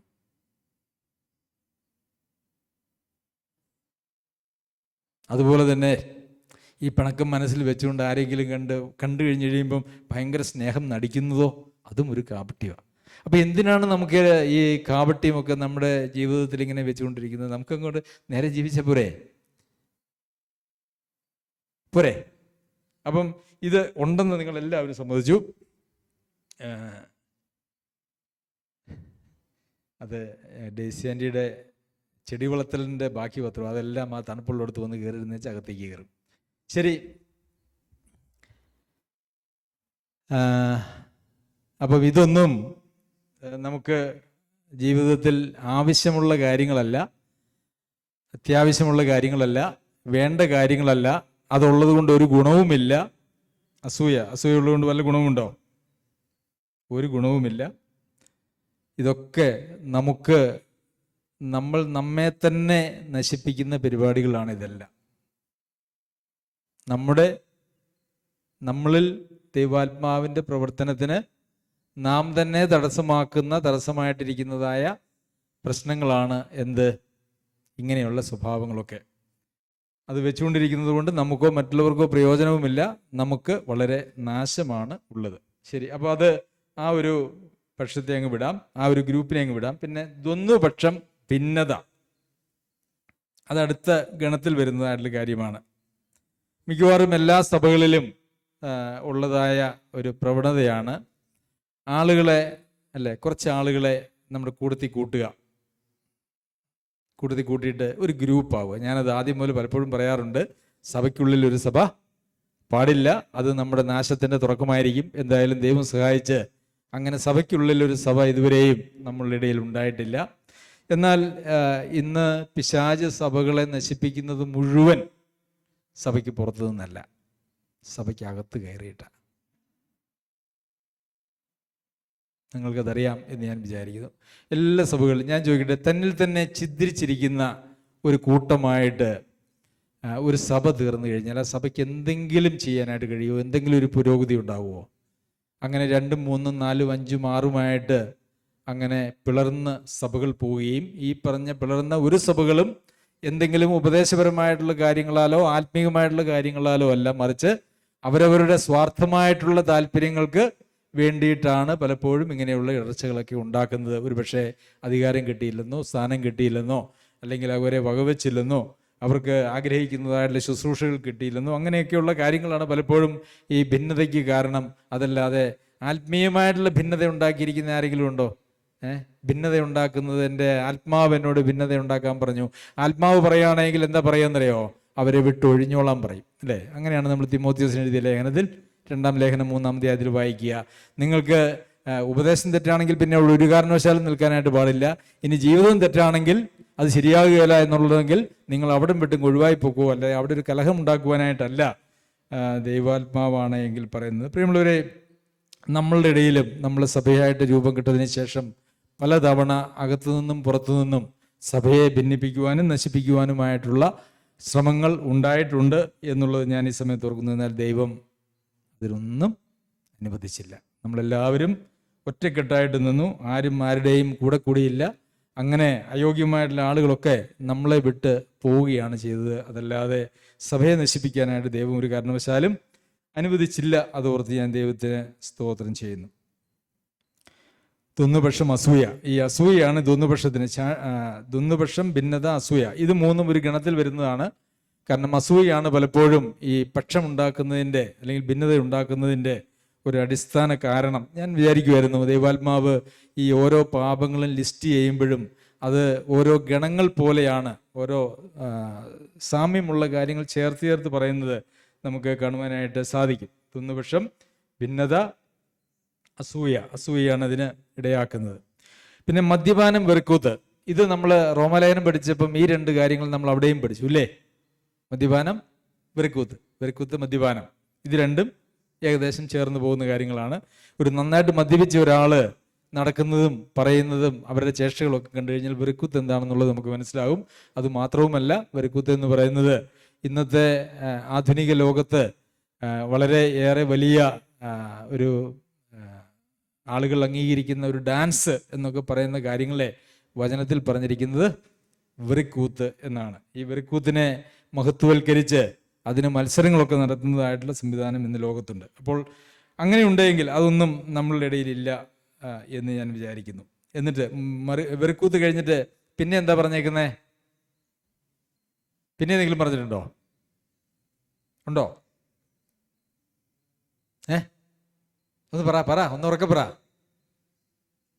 പിന്നെ എന്തെങ്കിലും പാവങ്ങളെ കുറിച്ച് പറഞ്ഞിട്ടുണ്ടോ? ഇല്ല, അല്ലേ? ഉണ്ട്. എന്താണ്? മുതലായവ എന്ന് വെച്ചാൽ ലിസ്റ്റ് പൂർണ്ണമല്ല. ഇത് ഒരു സാമ്പിൾ വെടിക്കെട്ടെന്നൊക്കെ പറഞ്ഞ പോലെ ഒരു സാമ്പിൾ ലിസ്റ്റാണിത്. ഇത് പൂർണ്ണമല്ല എന്നാണ് അവിടെ പറഞ്ഞിരിക്കുന്നതിൻ്റെ അർത്ഥം. ഈ വക മുതലായവ എന്ന് വെളിവാകുന്നു. ഈ വക പ്രവർത്തിക്കുന്നവർ ദൈവരാജ്യം അവകാശമാക്കുകയില്ല എന്ന് ഞാൻ മുമ്പേ പറഞ്ഞതുപോലെ ഇപ്പോഴും നിങ്ങളോട് മുൻകൂട്ടി പറയുന്നു. അപ്പോൾ ഇതിലൊക്കെ കുറെ ഉണ്ടെന്നുള്ളത് നമ്മൾ സമ്മതിച്ചു. ആദ്യം സമ്മതിച്ചായിരുന്നോ? സമ്മതിച്ചു. അപ്പോൾ പിന്നെ നമ്മൾ ഏത് ഗണത്തിലാണ് വരുന്നത്? കൊള്ളാവുന്നവരുടെ ഗണത്തിലാണോ കൊള്ളരുതാത്തവരുടെ ഗണത്തിലാണോ വരുന്നത്? കൊള്ളരുതാത്തവരുടെ ഗണത്തിൽ. അപ്പോൾ പിന്നെ അങ്ങനെയുള്ള ആളുകളുടെ സ്ഥലം എവിടെയാണ്? ദൈവരാജ്യമല്ല എന്ന് വളരെ വ്യക്തമാണ്, അല്ലേ? ഈ വക പ്രവർത്തിക്കുന്നവർ ദൈവരാജ്യം അവകാശമാക്കുകയില്ല.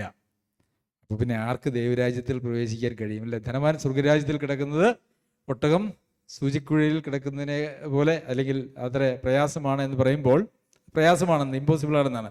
അപ്പോൾ കർത്താവ് പറഞ്ഞത് എന്താണ്? മനുഷ്യന് സാധ്യം, ദൈവത്തിന് സകലവും സാധ്യം. അപ്പോൾ ഇതൊക്കെ കേട്ട് കഴിഞ്ഞപ്പോൾ നമുക്ക് മനസ്സിലായി എന്താ അങ്ങനെയാണെങ്കിൽ ആർക്ക് ദൈവരാജ്യത്തിൽ പ്രവേശിക്കുവാനായിട്ട് കഴിയും? അപ്പോൾ അതിനുമുള്ള ഉത്തരം കർത്താവ് പറഞ്ഞ ഉത്തരമാണ്, നമ്മളാൽ സാധിക്കില്ല, എന്നാൽ ദൈവത്താൽ സകലതും സാധിക്കും. അപ്പം നമ്മളിൽ കൊള്ളരുതായ്മകൾ ധാരാളമുണ്ട് എന്ന്, അല്ലേ? കൊള്ളരുതാത്തവർ എന്ന ആ ഒരു കാര്യത്തിലേക്ക് അങ്ങനെ ഞാൻ പറയുന്നില്ല. കാരണം ഈ ലേഖനം ആരംഭിക്കുമ്പോൾ തന്നെ വിശുദ്ധന്മാർക്കും വിശ്വാസികൾക്കും എന്നും പറഞ്ഞുകൊണ്ടാണ് പൗലോസ് അപ്പോസ്തലൻ ആരംഭിക്കുന്നത്. എന്നാൽ അവിടെയുള്ള ആളുകളിൽ കൊള്ളരുതായ്മകളുണ്ട്. അപ്പം നമ്മളിൽ കൊള്ളരുതായ്മകളുണ്ട്, എന്നാൽ നാം കൊള്ളരുതാത്തവർ അല്ല, അല്ലേ? അത് തമ്മിലൊരു വ്യത്യാസമുണ്ട്. കൊള്ളരുതായ്മകൾ ഉണ്ടാവുകയും കൊള്ളരുതാത്തവർ ആകുകയും ചെയ്യുക എന്ന് പറയുന്നത് രണ്ടും രണ്ട് തലത്തിൽ വരുന്നതായിട്ടുള്ള കാര്യങ്ങളാണ്. പ്രിയമുള്ളവരെ, മറ്റൊരു കാര്യം നമുക്ക് വചനത്തിൽ കാണുവാനായിട്ട് കഴിയുന്നത്, ഒരു സഭ ഒന്നടങ്കം തെറ്റിപ്പോകാനായിട്ടുള്ള സാധ്യതയുണ്ട്. സഭയിൽ ചിലർ മാത്രം തെറ്റിപ്പോകാനായിട്ടുള്ള സാധ്യതയുണ്ട്. വെളിപ്പാട് പുസ്തകം എഴുതുമ്പോൾ, സഭയുടെ ദൂതൻ എഴുതുക അല്ലെങ്കിൽ സഭയ്ക്ക് എഴുതുമ്പോൾ, അവിടെ രണ്ട് സഭകളെക്കുറിച്ച് പറയുമ്പോൾ സഭ ഒന്നാകെ തെറ്റിപ്പോയി എന്നാണ്. എഫെസോസിലെ സഭയിൽ കുറച്ചു പേർക്ക് സ്നേഹക്കുറവുണ്ടായിരുന്നു എന്നാണോ? ആദ്യ സ്നേഹം കുറച്ചു പേർക്ക് വിട്ടുപോയി എന്നാണോ? അല്ല, അല്ലേ? സഭ നിലവിളക്ക് അതിൻ്റെ നിലയിൽ നിന്നും നീക്കിക്കളയുവാൻ, മാനസാന്തരപ്പെട്ടില്ലെങ്കിൽ നീക്കിക്കളയുവാൻ കാരണമാകുന്ന നിലയിൽ സഭ ഒന്നാകെ പരാജയപ്പെട്ടു. എന്നാൽ താഴേക്ക് പെർഗമോസിലെ സഭയെക്കുറിച്ചൊക്കെ പറയുമ്പോൾ അവരിൽ കുറേ ആളുകൾ നല്ലവരുണ്ട് എന്ന് പറയുന്നുണ്ട്, അല്ലേ? കുറേ ആളുകൾ തെറ്റിപ്പോയി, കുറേ ആളുകൾ അവരിൽ നല്ലവരുണ്ട്. നല്ലവരുടെ മേൽ ഞാൻ എൻ്റെ അധിക ഭാരമൊന്നും വെക്കുന്നില്ല എന്നൊക്കെയാണ് നമ്മളിവിടെ വായിക്കുന്നത്. പിന്നെ ഏതായിരുന്നു തെറ്റിപ്പോയ സഭ? സഭ ഒന്നാകെ തെറ്റിപ്പോയ സഭ ഏതായിരുന്നു? ഏതാ? ലൗദിക്യ സഭ. ലൗദിക്യ സഭ തെറ്റിപ്പോയി. എന്നാൽ ആ സഭ തെറ്റിപ്പോയി എന്ന് സമ്മതിച്ചോ? ആ സഭ തെറ്റിപ്പോയി എന്നവർ സമ്മതിച്ചില്ല, അല്ലേ? അവർക്ക് പൗലോസ് അപ്പോസ്തലൻ പറഞ്ഞ ഇതേ അവസ്ഥയിലായിരുന്നു അവർ ജീവിച്ചിരുന്നത്. അവർക്ക് എന്തൊക്കെയുണ്ട്? അവർക്ക് ആരാധനയുണ്ട്, അവർക്ക് കർത്തൃമേശയുണ്ട്, മീറ്റിങ്ങുകളുണ്ട്, സ്തുതിസ്തോത്രങ്ങളുണ്ട്. ഒരുപക്ഷെ അവർ എല്ലാ നിലയിലും അവർ നന്നായിട്ട് പോകുന്നു എന്ന് അവർ വിചാരിച്ചു കൊണ്ടിരിക്കുകയാണ്. എന്നാൽ ദൈവം അവരെ കണ്ടപ്പോൾ എങ്ങനെയാണ് കണ്ടേ? അവരെക്കുറിച്ച് തന്നെ പറയുന്ന കാര്യങ്ങൾ എന്തൊക്കെയാണ്? ഞാൻ ധനവാൻ, ഇത് നമ്മൾ ഒത്തിരിയേറെ ചിന്തിച്ചിട്ടുള്ളതായിട്ടൊരു വാക്കാണ്. ഞാൻ ധനവാൻ, സമ്പന്നനായിരിക്കുന്നു, എനിക്ക് ഒന്നിനും മുട്ടില്ല. ഇതാണ് ഇന്ന് ക്രിസ്തീയ ലോകത്ത്, പ്രത്യേകിച്ച് ഈ കാൽവിനിസ്റ്റിക് തിയോളജി, കാൽവിനിസം പഠിപ്പിക്കുന്നതായിട്ടുള്ള ആളുകൾ പഠിപ്പിക്കുന്ന സഭകളുടെയൊക്കെ പൊതുവിലുള്ള അവസ്ഥ ഇതാണ്. ഞാൻ ധനവാൻ, സമ്പന്നൻ, ഒന്നിനും മുട്ടില്ല, എനിക്ക് ഒരു കുഴപ്പവുമില്ല. എന്തായാലും അങ്ങനെയല്ല. കാരണം ഞാൻ നേരത്തെ ചോദിച്ചപ്പോൾ അത്യാവശ്യം കുരുത്തക്കേടുകൾ ഞങ്ങളുടെ കയ്യിലുണ്ട് എന്ന് നിങ്ങളെല്ലാവരും തലയാട്ടിയും പിറുപിറുത്തും ഒക്കെ സമ്മതിച്ചു എന്നുള്ളത് കൊണ്ട് ഞാൻ ധനവാൻ, സമ്പന്നനായിരിക്കുന്നു, ഒന്നിനും മുട്ടില്ല എന്ന് നമ്മൾ അവകാശപ്പെടുന്നില്ല. അത്രത്തോളം ദൈവസന്നിധിയിൽ നമുക്ക് ഒരു എന്തുണ്ട്?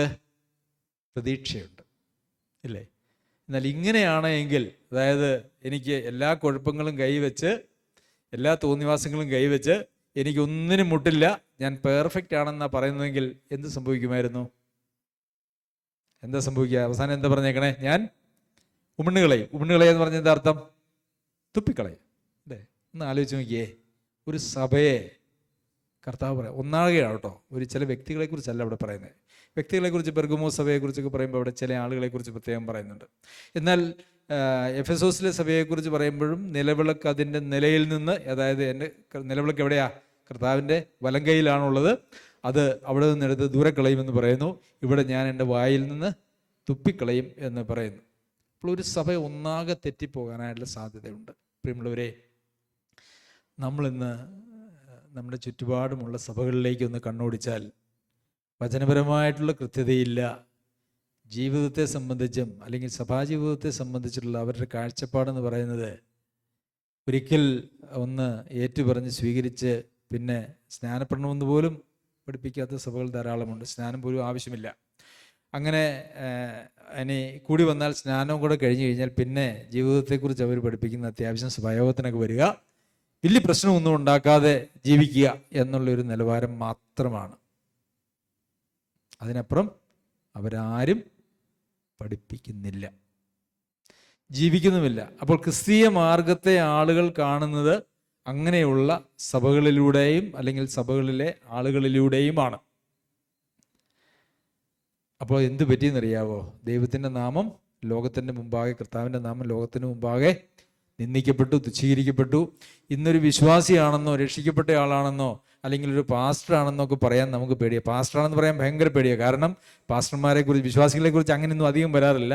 പാസ്റ്റർമാരെക്കുറിച്ച് യൂട്യൂബിൽ വരുന്നതിന് യാതൊരു കൈയും കണക്കുമില്ല.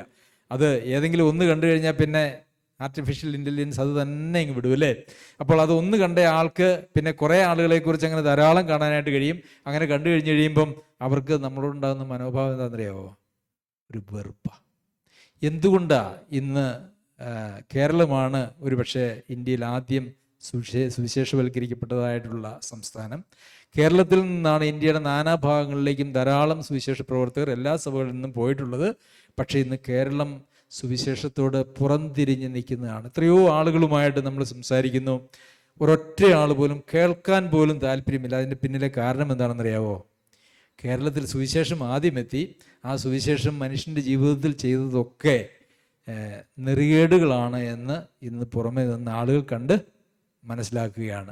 നിങ്ങളുടെ സുവിശേഷം ഞങ്ങൾക്ക് വേണ്ട, നിങ്ങളുടെ സുവിശേഷം ഞങ്ങൾക്ക് കേൾക്കുക പോലും വേണ്ട എന്ന് ഇന്ന് നമ്മുടെ നാട്ടിലെ ആളുകൾ പറയുന്ന ഒരവസ്ഥയെത്തി. ഇപ്പം ഈ വിശ്വാസികളെയും പാസ്റ്റർമാരെയും ഒന്നും കണ്ടിട്ടില്ലാത്ത ഏതെങ്കിലും ദേശത്ത് പോയാൽ ഇന്ന് സുവിശേഷം പറയാനായിട്ട് സാധിക്കും. അങ്ങനെയുള്ളവർ ഒരുപക്ഷെ സുവിശേഷം കേൾക്കാനും വിശ്വാസത്തിലേക്ക് വരാനുമായിട്ടുള്ള സാധ്യത ഉണ്ട്. ഇതാണ് നമ്മൾ അനുഭവിക്കുന്നതായിട്ടുള്ള പ്രശ്നം. അപ്പോൾ ആത്മാവിനെ അനുസരിച്ച് ജീവിക്കണം എന്നുള്ളതാണ് നമ്മളുടെ ജീവിതത്തിൻ്റെ, ക്രിസ്തീയ ജീവിതത്തിൻ്റെ ഏറ്റവും പ്രാധാന്യമായിട്ടുള്ള കാര്യം എന്ന് പറയുന്നത്. അപ്പോൾ ജഡത്തെ അനുസരിച്ച് ജീവിച്ചാൽ മരിക്കുമെന്നൊക്കെ നമ്മൾ ധാരാളം പ്രാവശ്യം പ്രസംഗിക്കുകയും കേൾക്കുകയൊക്കെ ചെയ്തിട്ടുണ്ട്. എന്താണ് ഈ ജഡത്തെ അനുസരിച്ച് ജീവിക്കുന്നതും ആത്മാവിനെ അനുസരിച്ച് ജീവിക്കുന്നതും തമ്മിലുള്ള വ്യത്യാസം എന്താണ്? അല്ലെങ്കിൽ ഇത് അത്രത്തോളം പ്രാധാന്യമുള്ള കാര്യമാണോ? സമയമായി വരുന്നു. ഇത് ഈ ആത്മാവിനെ അനുസരിച്ച് ജീവിക്കുക എന്ന് പറയുന്നത് അത്രയേറെ പ്രാധാന്യമുള്ളൊരു കാര്യമാണോ? ജഡത്തെ അനുസരിച്ച് ജീവിച്ചുകൊണ്ടങ്ങ് പോയാൽ ഒരു രീതിയിലും രക്ഷയില്ലേ അല്ലേ? ആർക്കെങ്കിലും ഒരു ഭയം തോന്നിയിട്ടുണ്ടോ? ഇപ്പം നമ്മൾ ഈ നേരത്തെ വായിച്ച വേദഭാഗം, ഈ വക പ്രവർത്തിക്കുന്നവർ ദൈവരാജ്യം അവകാശമാക്കുകയില്ല എന്ന് കേട്ടപ്പം ഹൃദയത്തിലൊരു നടുക്കമോ ഭയമോ ആർക്കെങ്കിലും തോന്നിയോ? ഒന്ന് ആലോചിച്ച് നോക്കിയാൽ, നമ്മൾ ക്രിസ്തുവിൻ്റെ ന്യായാസനത്തിന് മുമ്പാകെ പോയി നമ്മൾ നിൽക്കുന്നു. അപ്പം കുറേ ആളുകളെ കർത്താവ് അങ്ങ് വിട്ടു. അത് കഴിയുമ്പോൾ നമ്മളവിടെ നിൽക്കുകയാണ്. അപ്പം നമ്മൾ വിചാരിച്ചുകൊണ്ടിരിക്കുന്ന നമ്മളുടെ ചാൻസ് വരുന്നേ ഉള്ളൂ എന്നാണ്. പക്ഷെ നമ്മളെ ചാൻസ് എത്ര നോക്കിയിരുന്നിട്ടും വരുന്നില്ല. അപ്പം നമ്മൾ കർത്താവിനോട് ചോദിച്ചു. അപ്പോൾ കർത്താവ് പറയുക, നിങ്ങളെന്നെ കർത്താവേ കർത്താവേ എന്നൊക്കെ ഒത്തിരി വിളിച്ചു, പക്ഷെ അതായിരുന്നില്ല കേട്ടോ. എൻ്റെ പിതാവിൻ്റെ ഇഷ്ടം ചെയ്യുന്നവരെയാണ് ഞാൻ അങ്ങോട്ട് വിട്ടത്. നിങ്ങൾ കർത്താവേ കർത്താവേ എന്നൊക്കെ വിളിച്ച് ഒത്തിരി സ്തുതിയും സ്തോത്രവും ആരാധനയും ഒക്കെ നിങ്ങൾ തന്നു, പക്ഷെ അതായിരുന്നില്ല എനിക്ക് വേണ്ടിയിരുന്നത്. ഞാൻ നഗ്നനായി അവിടെ ജീവിച്ചു, ഞാൻ ബലഹീനനായി ഞാൻ അവിടെ ജീവിച്ചു, ഭക്ഷണമില്ലാത്തവനായി ഞാൻ ജീവിച്ചു, ഞാൻ രോഗിയായിട്ട് ഞാൻ ജീവിച്ചു. അങ്ങനെ ഞാൻ ഒത്തിരി ജീവിതങ്ങൾ അവിടെ നടത്തി. നിങ്ങളിലുള്ള ആത്മാവൊന്നും അങ്ങനെയുള്ളവരോടൊരു കരുണ കാണിക്കാനായിട്ട് താല്പര്യപ്പെട്ടില്ലല്ലോ. അപ്പം നമ്മൾ പറയും, നമ്മളെന്ന് പറഞ്ഞാരാ? പ്രവാചകന്മാരും സുവിശേഷകന്മാരും പാസ്റ്റർമാരും ഒക്കെ എന്ത് പറയും? കർത്താവേ, നീ ഒരു കാര്യം ഓർക്കണം. എന്താണ് ഓർക്കേണ്ടത്? ഞാൻ പ്രവചിച്ചില്ലേ, ഞാൻ ഭൂതങ്ങളെ പുറത്താക്കിയില്ലേ? കർത്താവ് പറഞ്ഞു, ഒരു രക്ഷയുമില്ല, ഒരു രക്ഷയുമില്ല. അങ്ങനെയുള്ളവർക്കൊന്നും ഉള്ളതല്ല ദൈവരാജ്യം എന്ന് പറയുന്നത്. ദൈവരാജ്യം ദൈവാത്മാവിനാൽ വീണ്ടും ജനനം പ്രാപിച്ച് ദൈവിക ജീവൻ പ്രാപിച്ച് ദൈവാത്മാവിനാൽ നിയന്ത്രിക്കപ്പെടുന്ന ആളുകൾക്ക് വേണ്ടി മാത്രമുള്ളതാണ്. അവിടെ ജഡികന്മാർക്കോ ജഡത്തെ അനുസരിച്ച് ജീവിച്ചിരിക്കുന്നവർക്കോ യാതൊരു വക പ്രവേശനവുമില്ല. നമുക്കൊരു വാക്യം കൂടെ വായിക്കാം. കൊരിന്ത്യർക്ക് എഴുതിയ 1-ാം ലേഖനം 5-ാം അധ്യായം. നിങ്ങളുടെ ഇടയിൽ ദുർനടപ്പുണ്ട് എന്ന് കേൾക്കുന്നു. ഒരുത്തൻ തൻ്റെ അപ്പൻ്റെ ഭാര്യയെ വെച്ചുകൊള്ളുന്ന പോൽ അത് ജാതികളിൽ പോലും ഇല്ലാത്ത ദുർനടപ്പ് തന്നെ. എന്നിട്ടും നിങ്ങൾ ചീർത്തിരിക്കുന്നു. ഈ ദുഷ്കർമ്മം ചെയ്തവനെ നിങ്ങളുടെ ഇടയിൽ നിന്ന് നീക്കുവാൻ തക്കവണ്ണം നിങ്ങൾ ദുഃഖിച്ചിട്ടുമില്ല. ഞാനോ ശരീരം കൊണ്ട് ദൂരസ്ഥനെങ്കിലും ആത്മാവ് കൊണ്ട് കൂടെയുള്ളവനായ നിങ്ങളുടെ മധ്യേ ഇരിക്കുന്നവനായി തന്നെ ഈ ദുഷ്കർമ്മം ചെയ്തവനെ കുറിച്ച് നിങ്ങളും എൻ്റെ ആത്മാവും നമ്മുടെ കർത്താവായ യേശുവിൻ്റെ ശക്തിയോടെ ഒന്നിച്ചു കൂടിയിട്ട് നമ്മുടെ കർത്താവായ യേശുവിൻ്റെ നാമത്തിൽ അവനെ ആത്മാവ് കർത്താവായ യേശുവിൻ്റെ നാളിൽ രക്ഷിക്കപ്പെടേണ്ടതിന് ജഡസംഹാരത്തിനായി സാത്താനെ ഏൽപ്പിക്കണം എന്ന് വിധിച്ചിരിക്കുന്നു.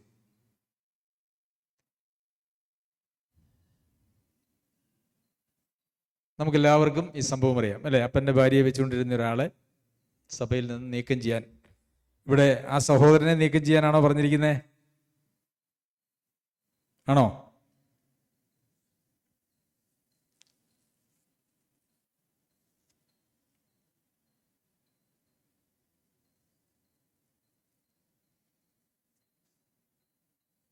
ഈ ദുഷ്കർമ്മം ചെയ്തവനെ അല്ലേ? ദുഷ്കർമ്മം ചെയ്തവനെ 2 പ്രാവശ്യം പറയുന്നുണ്ട്, 2-ാമത്തെ വാക്യത്തിലും 3-ാമത്തെ വാക്യത്തിലും. ഇത് രക്ഷയുടെ ഭദ്രതയെക്കുറിച്ച് പഠിപ്പിക്കുന്നതിന് വേണ്ടി ആളുകൾ ഉപയോഗിക്കുന്ന ഒരു വേദവാക്യമാണ് അല്ലേ? രക്ഷഭദ്രമാണ്. ഒരിക്കൽ രക്ഷിക്കപ്പെട്ടാൽ പിന്നെ അവൻ്റെ രക്ഷയ്ക്ക് ഒന്നും സംഭവിക്കില്ല. കണ്ടില്ലേ? ഇത് അപ്പൻ്റെ ഭാര്യയെ വെച്ചുകൊണ്ടിരുന്ന ദുഷ്കർമ്മം ചെയ്ത ഒരാൾ പോലും അവൻ്റെ ആത്മാവ് എന്ന് രക്ഷിക്കപ്പെടും, കർത്താവിൻ്റെ നാളിൽ രക്ഷിക്കപ്പെടും. അവരുടെ ഈ രക്ഷയ്ക്കൊന്നും സംഭവിക്കില്ല എന്ന് പറയുന്നതായിട്ടുള്ള ആളുകളുടെ ഏറ്റവും ശക്തമായ വാദത്തിന് അടിസ്ഥാനപ്പെട്ടൊരു വാക്യം ഇതാണ്. എന്നാൽ അവിടെ എന്താ എഴുതിയേക്കുന്നതെന്ന് സൂക്ഷിച്ചു വായിച്ചേ.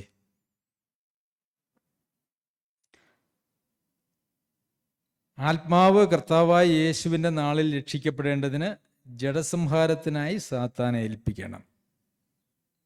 ആത്മാവ് കർത്താവിൻ്റെ നാളിൽ രക്ഷിക്കപ്പെടണമെങ്കിൽ എന്ത് സംഭവിക്കണം?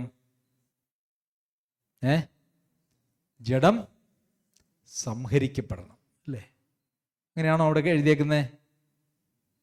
അതിനുവേണ്ടി അപ്പം സാത്താനെ ഏൽപ്പിക്കുന്ന ഈ ദുഷ്കർമ്മം ചെയ്തവനെ സാത്താനെ ഏൽപ്പിക്കുന്നതിൻ്റെ ലക്ഷ്യം എന്താ? അവൻ്റെ ജഡം മരിക്കണം. അവൻ്റെ ജഡം മരിക്കണം. ജഡം മരിച്ചാൽ മാത്രമേ അവൻ്റെ ആത്മാവ് കർത്താവിൻ്റെ നാളിൽ രക്ഷിക്കപ്പെടുകയുള്ളൂ. അതുകൊണ്ട് എന്ത് ചെയ്യണം? സാത്താനെ ഏൽപ്പിക്കണം. സാത്താനെ ഏൽപ്പിക്കുക എന്ന് പറഞ്ഞാൽ അവനെ സഭയിൽ നിന്ന് പുറത്താക്കുകയും, അപ്പോൾ ദൈവരാജ്യം, ഇന്നത്തെ ആത്മീയമായിട്ടുള്ള ദൈവരാജ്യം എന്ന് പറയുന്നത് ദൈവസഭയാണ്, അവിടെ നിന്ന് പുറത്താക്കി കഴിഞ്ഞാൽ പിന്നെ അവനെ സാത്താന് കൈകാര്യം ചെയ്യാനായിട്ട് ദൈവം അങ്ങോട്ട് അനുവദിക്കും. അപ്പോൾ അവനെന്തുണ്ടാവും? അവന് മാനസാന്തരം ഉണ്ടാവും, തിരിച്ചു വരും. അത് 2-ാമത്തെ ലേഖനത്തിൽ നാം കാണുന്നുണ്ട്. അവന് മാനസാന്തരം ഉണ്ടാവും, തിരിച്ചു വരും. അവൻ്റെ ജഡം സംഹരിക്കണമെങ്കിൽ സഭയിലെ ഉപദേശങ്ങൾ കൊണ്ടൊന്നും ശരിയാവില്ല. സഭയിൽ എത്ര പഠിപ്പിച്ചാലും കാര്യമില്ല. സഭയിൽ നിന്ന് അവനെ പുറത്താക്കി പിശാചിനിട്ട് അമ്മാനമാടാൻ കൊടുത്താൽ മാത്രമേ അവനിലൊരു മാനസാന്തരം വരികയുള്ളൂ എന്നാണ് അവിടെ പറഞ്ഞിരിക്കുന്നതിൻ്റെ അർത്ഥം. അപ്പോൾ ഇത് രക്ഷയുടെ ഭദ്രതയെക്കുറിച്ചല്ല, രക്ഷയുടെ ഭദ്രത ഇല്ലായ്മയെക്കുറിച്ചാണ് അവിടെ പറഞ്ഞിരിക്കുന്നത്. അതായത് ജഡം സംഹരിക്കപ്പെട്ടില്ലെങ്കിൽ അവൻ്റെ ആത്മാവ് കർത്താവിൻ്റെ നാളിൽ രക്ഷിക്കപ്പെടുകയില്ല എന്നല്ലേ അതിൻ്റെ അർത്ഥം. അപ്പോൾ പ്രിയമുള്ളവരെ, നാം നമ്മുടെ ജഡത്തെ അനുസരിച്ച് അല്ലേ, നമുക്ക് ഇന്ന് ഞാൻ ആദ്യമേ സൂചിപ്പിച്ചു, നമ്മൾ സഭ തിരഞ്ഞെടുക്കുന്നതും സഭയിൽ പോകുന്നതിൻ്റെ നമ്മുടെ ലക്ഷ്യമൊക്കെ ഇന്ന് കേവലം ജഡികമാണ്. അതിനകത്ത് നമ്മുടെ അല്ല, പൊതുവിൽ ജഡികമാണ്.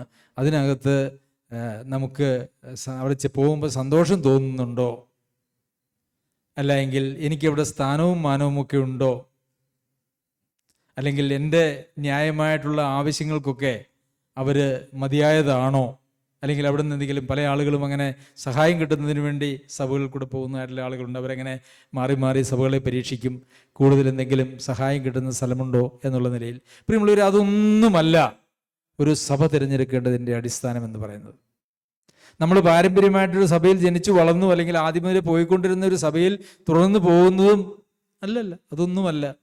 ദൈവവചനത്തിൻ്റെ സത്യസന്ധമായുള്ള പഠിപ്പിക്കലുകളും അതിന് ആവശ്യമായ ആത്മീയമായിട്ടുള്ള പ്രചോദനവും മാനസാന്തരത്തിന് പര്യാപ്തമായിട്ടുള്ള സന്ദേശങ്ങളും ജീവിത മാതൃകകളും ഒരുമിച്ചൊരു ശരീരമായി ഒറ്റക്കെട്ടായിട്ട് നിൽക്കുന്ന ഒരു സംവിധാനവും മാത്രവുമാണ് ദൈവത്തിൻ്റെ സഭ. അങ്ങനെ ഒരു സ്ഥലത്ത് നമുക്ക് പോകാനായിട്ട് പാടുള്ളൂ.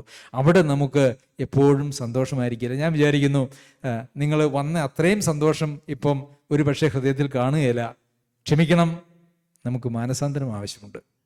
നമ്മൾ ഒത്തിരി കണ്ട് ശീലിച്ചതായ നമുക്ക് പാരമ്പര്യമായിട്ട് നമ്മിൽ അടിഞ്ഞുകൂടിയിരിക്കുന്ന തെറ്റായിട്ടുള്ള കാഴ്ചപ്പാടുകളെ നാം പൂർണ്ണമായിട്ടും മാറ്റിയില്ല എങ്കിൽ നിഷ്പക്ഷമായ ശുദ്ധമായ ദൈവവചനം നമ്മളുടെ ഉള്ളിൽ നമുക്ക് മനസ്സിലാകുക പോലുമില്ല, അല്ലേ?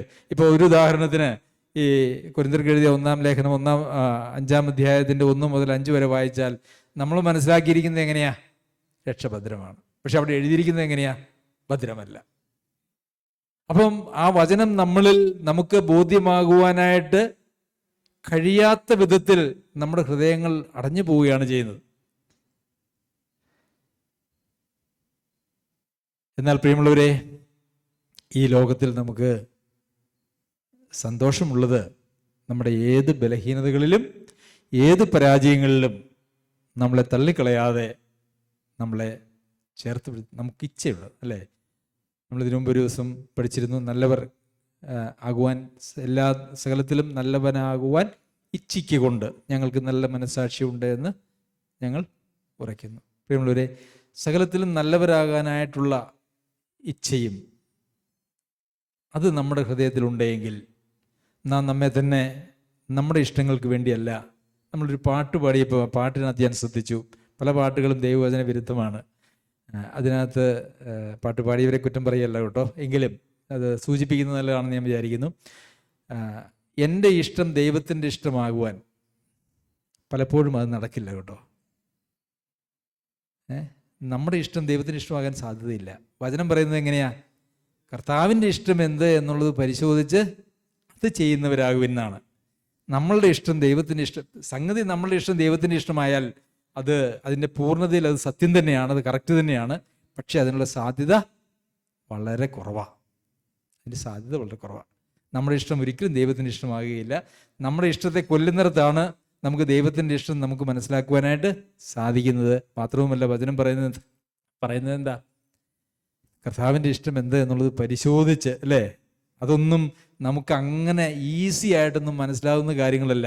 അതിനും ഒരു പരിശോധന വേണം.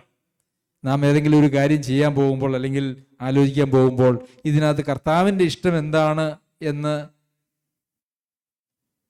ആദ്യമേ വരുന്നതൊക്കെ എപ്പോഴും നമ്മുടെ ഇഷ്ടമായിരിക്കും, അത് ഉറപ്പാണ്.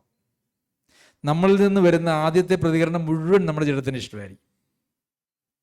ആദ്യത്തെ വാക്കുകൾ നമ്മളിൽ നിന്ന് പെട്ടെന്ന് ഉത്തരങ്ങളും വാക്കുകളും പ്രതികരണങ്ങളും വരുന്നുണ്ടെങ്കിൽ അതൊക്കെ ജഡത്തിൽ നിന്നാണ്. അതുകൊണ്ടാണ് വചനം പറയുന്നത്, പറവാൻ താമസം, കേൾപ്പാൻ വേഗത. കേട്ട് അതിനകത്ത് ദൈവത്തിൻ്റെ ഇഷ്ടം എന്ത് എന്നുള്ളത് പരിശോധിച്ചിട്ട് മാത്രമേ നമുക്ക് ദൈവത്തിൻ്റെ ഇഷ്ടം ഓരോ സാഹചര്യങ്ങളിലും മനസ്സിലാക്കുവാനായിട്ട് സാധിക്കുകയുള്ളൂ. പ്രിയമുള്ളവരെ, നമ്മളിൽ നല്ല പ്രവൃത്തിയെ ആരംഭിച്ച് അതിനെ കർത്താവിൻ്റെ നാളോളം തികയ്ക്കാൻ ദൈവത്തിൻ്റെ ആത്മാവിനെ നമുക്ക് നൽകിയിട്ടുണ്ട്. ആ ആത്മാവിനെ അനുസരിച്ച് നടക്കാം. നമ്മളൊരിക്കലും ന്യായവിധി ദിവസത്തിൽ ആ വെള്ളസിംഹാസനത്തിന് മുമ്പാകെ അല്ലെങ്കിൽ ക്രിസ്തുവിൻ്റെ ന്യായാസനത്തിന് മുമ്പാകെ നാം നിൽക്കുമ്പോൾ നമ്മളോട് കർത്താവ് പറയുന്നത്, നല്ലവനും വിശ്വസ്തനുമായ ദാസനെ, അല്ലേ? നല്ലവനും വിശ്വസ്തനുമായ ദാസനെ എന്ന് പറഞ്ഞത് ആരോടാണ്? താലന്തുകൾ കൊടുത്ത് ആ താലന്തുകൾ വ്യാപാരം ചെയ്ത ആളുകളോടാണ് പറയുന്നത്, അല്ലേ? അല്ലാതെ കേവലം ഞാൻ വിശ്വസിച്ചിരുന്നു, എന്തെങ്കിലും ഒരിക്കലും വിശ്വസിച്ചിരുന്നു എന്ന് പറഞ്ഞ ആളുകളോടാണോ? അല്ല, അങ്ങനെയൊന്നല്ല. ദൈവം നമുക്കെല്ലാവർക്കും കൃപാവരങ്ങൾ തന്നിട്ടുണ്ട്. പ്രിയമുള്ളവരെ, ദൈവരാജ്യത്തിൻ്റെ കെട്ടുപണിക്കായി, നമ്മുടെ വിശുദ്ധീകരണത്തിനായി ദൈവം നമുക്ക് നൽകിയിരിക്കുന്നതായിട്ടുള്ള എല്ലാ വചനവും നമ്മുടെ എല്ലാ സാധ്യതകളും ദൈവനാമമഹത്വത്തിന് വേണ്ടിയിട്ട് നാം ഉപയോഗിക്കുമ്പോൾ, അവിടെ ചെല്ലുമ്പോൾ നല്ലവനും വിശ്വസ്തനുമായിട്ടുള്ള ദാസനെ എന്നുള്ള വിളി കേൾക്കാം. അല്ല, ദൈവം നമ്മളെ ഏൽപ്പിച്ചിരിക്കുന്നതായിട്ടുള്ള താലന്തുകൾ കൊണ്ടുപോയി കുഴിച്ചിട്ട് അതുമായിട്ടാണ് നാം കർത്താവിൻ്റെ സന്നിധിയിലേക്ക് പോകുന്നതെങ്കിലോ, അവിടെ വിളിക്കുന്ന വിളി എങ്ങനെയാ? ദുഷ്ടനും മടിയനുമായ ദാസനെ, അല്ലേ? ദുഷ്ടനും മടിയനുമായ ദാസനെ. കന്യകളുടെ ഉപമ നമ്മൾ പഠിച്ചു, അല്ലേ? എല്ലാവരും രക്ഷിക്കപ്പെട്ടവരല്ലായിരുന്നോ? എല്ലാവരും കർത്താവിന് വേണ്ടി നോക്കിയിരുന്നവരല്ലേ? അല്ലേ? എല്ലാവരും കർത്താവിന് വേണ്ടി നോക്കിയിരുന്നവരാ, എല്ലാവരും രക്ഷിക്കപ്പെട്ടവരായിരുന്നു. മണവാളൻ വരാൻ താമസിച്ചു എന്നുള്ള ഒറ്റ പ്രശ്നമാണ് അവിടെ ഉണ്ടായത്. താമസിച്ചപ്പോൾ എന്തായിപ്പോയി? അവര് കർത്താവ് മണവാളൻ വരുവാൻ താമസിച്ചപ്പോൾ അവര് ആ വിശ്വാസത്തിൽ നിന്ന് അവരറിയാതെ തന്നെ അവർ മാറിപ്പോയി, അവരൊഴുകിപ്പോയി. അവർ കാത്തിരിക്കുന്നവരാണെന്നൊക്കെ അവർ വിചാരിച്ചത്. അവർ കാത്തിരിക്കുന്നവരുമായിരുന്നു. എന്നാൽ ആ കാത്തിരിപ്പിൽ വഴിയിൽ വെച്ചവര് മാറിപ്പോയി. എവിടുന്നാ മാറിയേ? ആത്മാവിൻ്റെ നടത്തിപ്പിൽ നിന്നും നിയന്ത്രണത്തിൽ നിന്നുമാണ് അവർ മാറിയത്. എന്താ സംഭവിച്ചേ? അവർ പോയി ഒന്ന് മുട്ടി നോക്കി. കർത്താവ് പറഞ്ഞു, ഇല്ല ഇല്ല.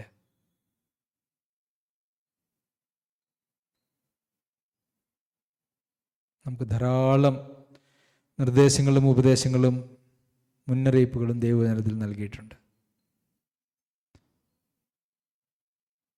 പക്ഷേ നമുക്ക് ഇച്ഛയുണ്ടെങ്കിൽ, നമുക്ക് ആഗ്രഹമുണ്ടെങ്കിൽ, ഈ കർത്താവിനോട് ചേർന്ന് ഈ കർത്താവിനെ സ്നേഹിച്ച് ജീവിക്കാൻ നമുക്ക് താല്പര്യമുണ്ടെങ്കിൽ, നമുക്ക് എത്ര ശക്തി വേണമെങ്കിലും, അല്ലേ? പൗലോസ് അപ്പോസ്തലൻ പറഞ്ഞു, എന്നിൽ ബലത്തോടെ വ്യാപരിക്കുന്ന വ്യാപാര ശക്തിക്ക് ഒത്തവണ്ണം. കൊരിന്ത്യർ ലേഖനത്തിൽ നമ്മൾ വായിക്കുന്ന ഈ അത്യന്ത ശക്തി, എഫേസ്യർക്ക് എഴുതിയ ലേഖനത്തിൽ നാം വായിക്കുന്നത് അളവറ്റ ശക്തിയുടെ വലിപ്പം, അല്ലേ? അതാണ് നമുക്കുള്ളത്. നമുക്കൊരിക്കലും നിരാശപ്പെടേണ്ട ആവശ്യമില്ല. നമുക്ക് വേണ്ടത് നിരാശയല്ല, നമുക്ക് വേണ്ടത് മാനസാന്തരമാണ്. നിരാശ ഉളവാക്കുന്നത് എന്താണെന്നറിയാമോ? നിരാശ യൂദാസിന് എന്തുളവാക്കി? മാനസാന്തരം പത്രോസിന് എന്തുളവാക്കി? നമുക്ക് മാനസാന്തരപ്പെടാം. ദൈവേഷ്ടത്തിന് വേണ്ടി, ദൈവഹിതത്തിന് വേണ്ടി, ദൈവാത്മാവിൻ്റെ നിയന്ത്രണത്തിൽ നാം ജീവിക്കുന്നില്ലെങ്കിൽ നമ്മളുടെ ജീവിതം യാതൊരു അർത്ഥവുമില്ലാത്തതാണ്, യാതൊരു പ്രയോജനവുമില്ലാത്തതാണ്. നമുക്ക് നമ്മുടെ മക്കൾക്ക് വേണ്ടി ജീവിക്കുവാനല്ല, നമ്മുടെ മാതാപിതാക്കന്മാർക്ക് വേണ്ടി ജീവിക്കുവാനായിട്ടല്ല, ഈ ലോകത്തിൽ എന്തെങ്കിലും നേടുവാനായിട്ട് ജീവിക്കുവാനായിട്ടല്ല. ഈ ലോകത്തിൽ നമ്മുടെ ജീവിതത്തിന് അർത്ഥമുണ്ടാകുന്നെങ്കിൽ ദൈവരാജ്യത്തിന് വേണ്ടി ജീവിച്ചാൽ മാത്രമേ അർത്ഥമുള്ളൂ. അതുകൊണ്ടാണ് പൗലോസ് അപ്പോസ്തലൻ പറഞ്ഞത്, എനിക്ക് വിട്ടുപിരിഞ്ഞ് ക്രിസ്തുവിനോട് കൂടി ഇരിക്കുന്നതാണ് എനിക്ക് ലാഭം, പക്ഷേ നിങ്ങൾ നിമിത്തം ഞാനിവിടെ ജീവിക്കുന്നു. പ്രിയമുള്ളവരെ, ദൈവസഭയും ദൈവമക്കളും നമ്മുടെ ജീവിതത്തിൻ്റെ ഭാഗമല്ല എങ്കിൽ നമ്മുടെ ഈ ലോക ജീവിതം എന്ന് പറയുന്നത് അർത്ഥശൂന്യമാണ്, അതിന് യാതൊരു വിലയുമില്ല.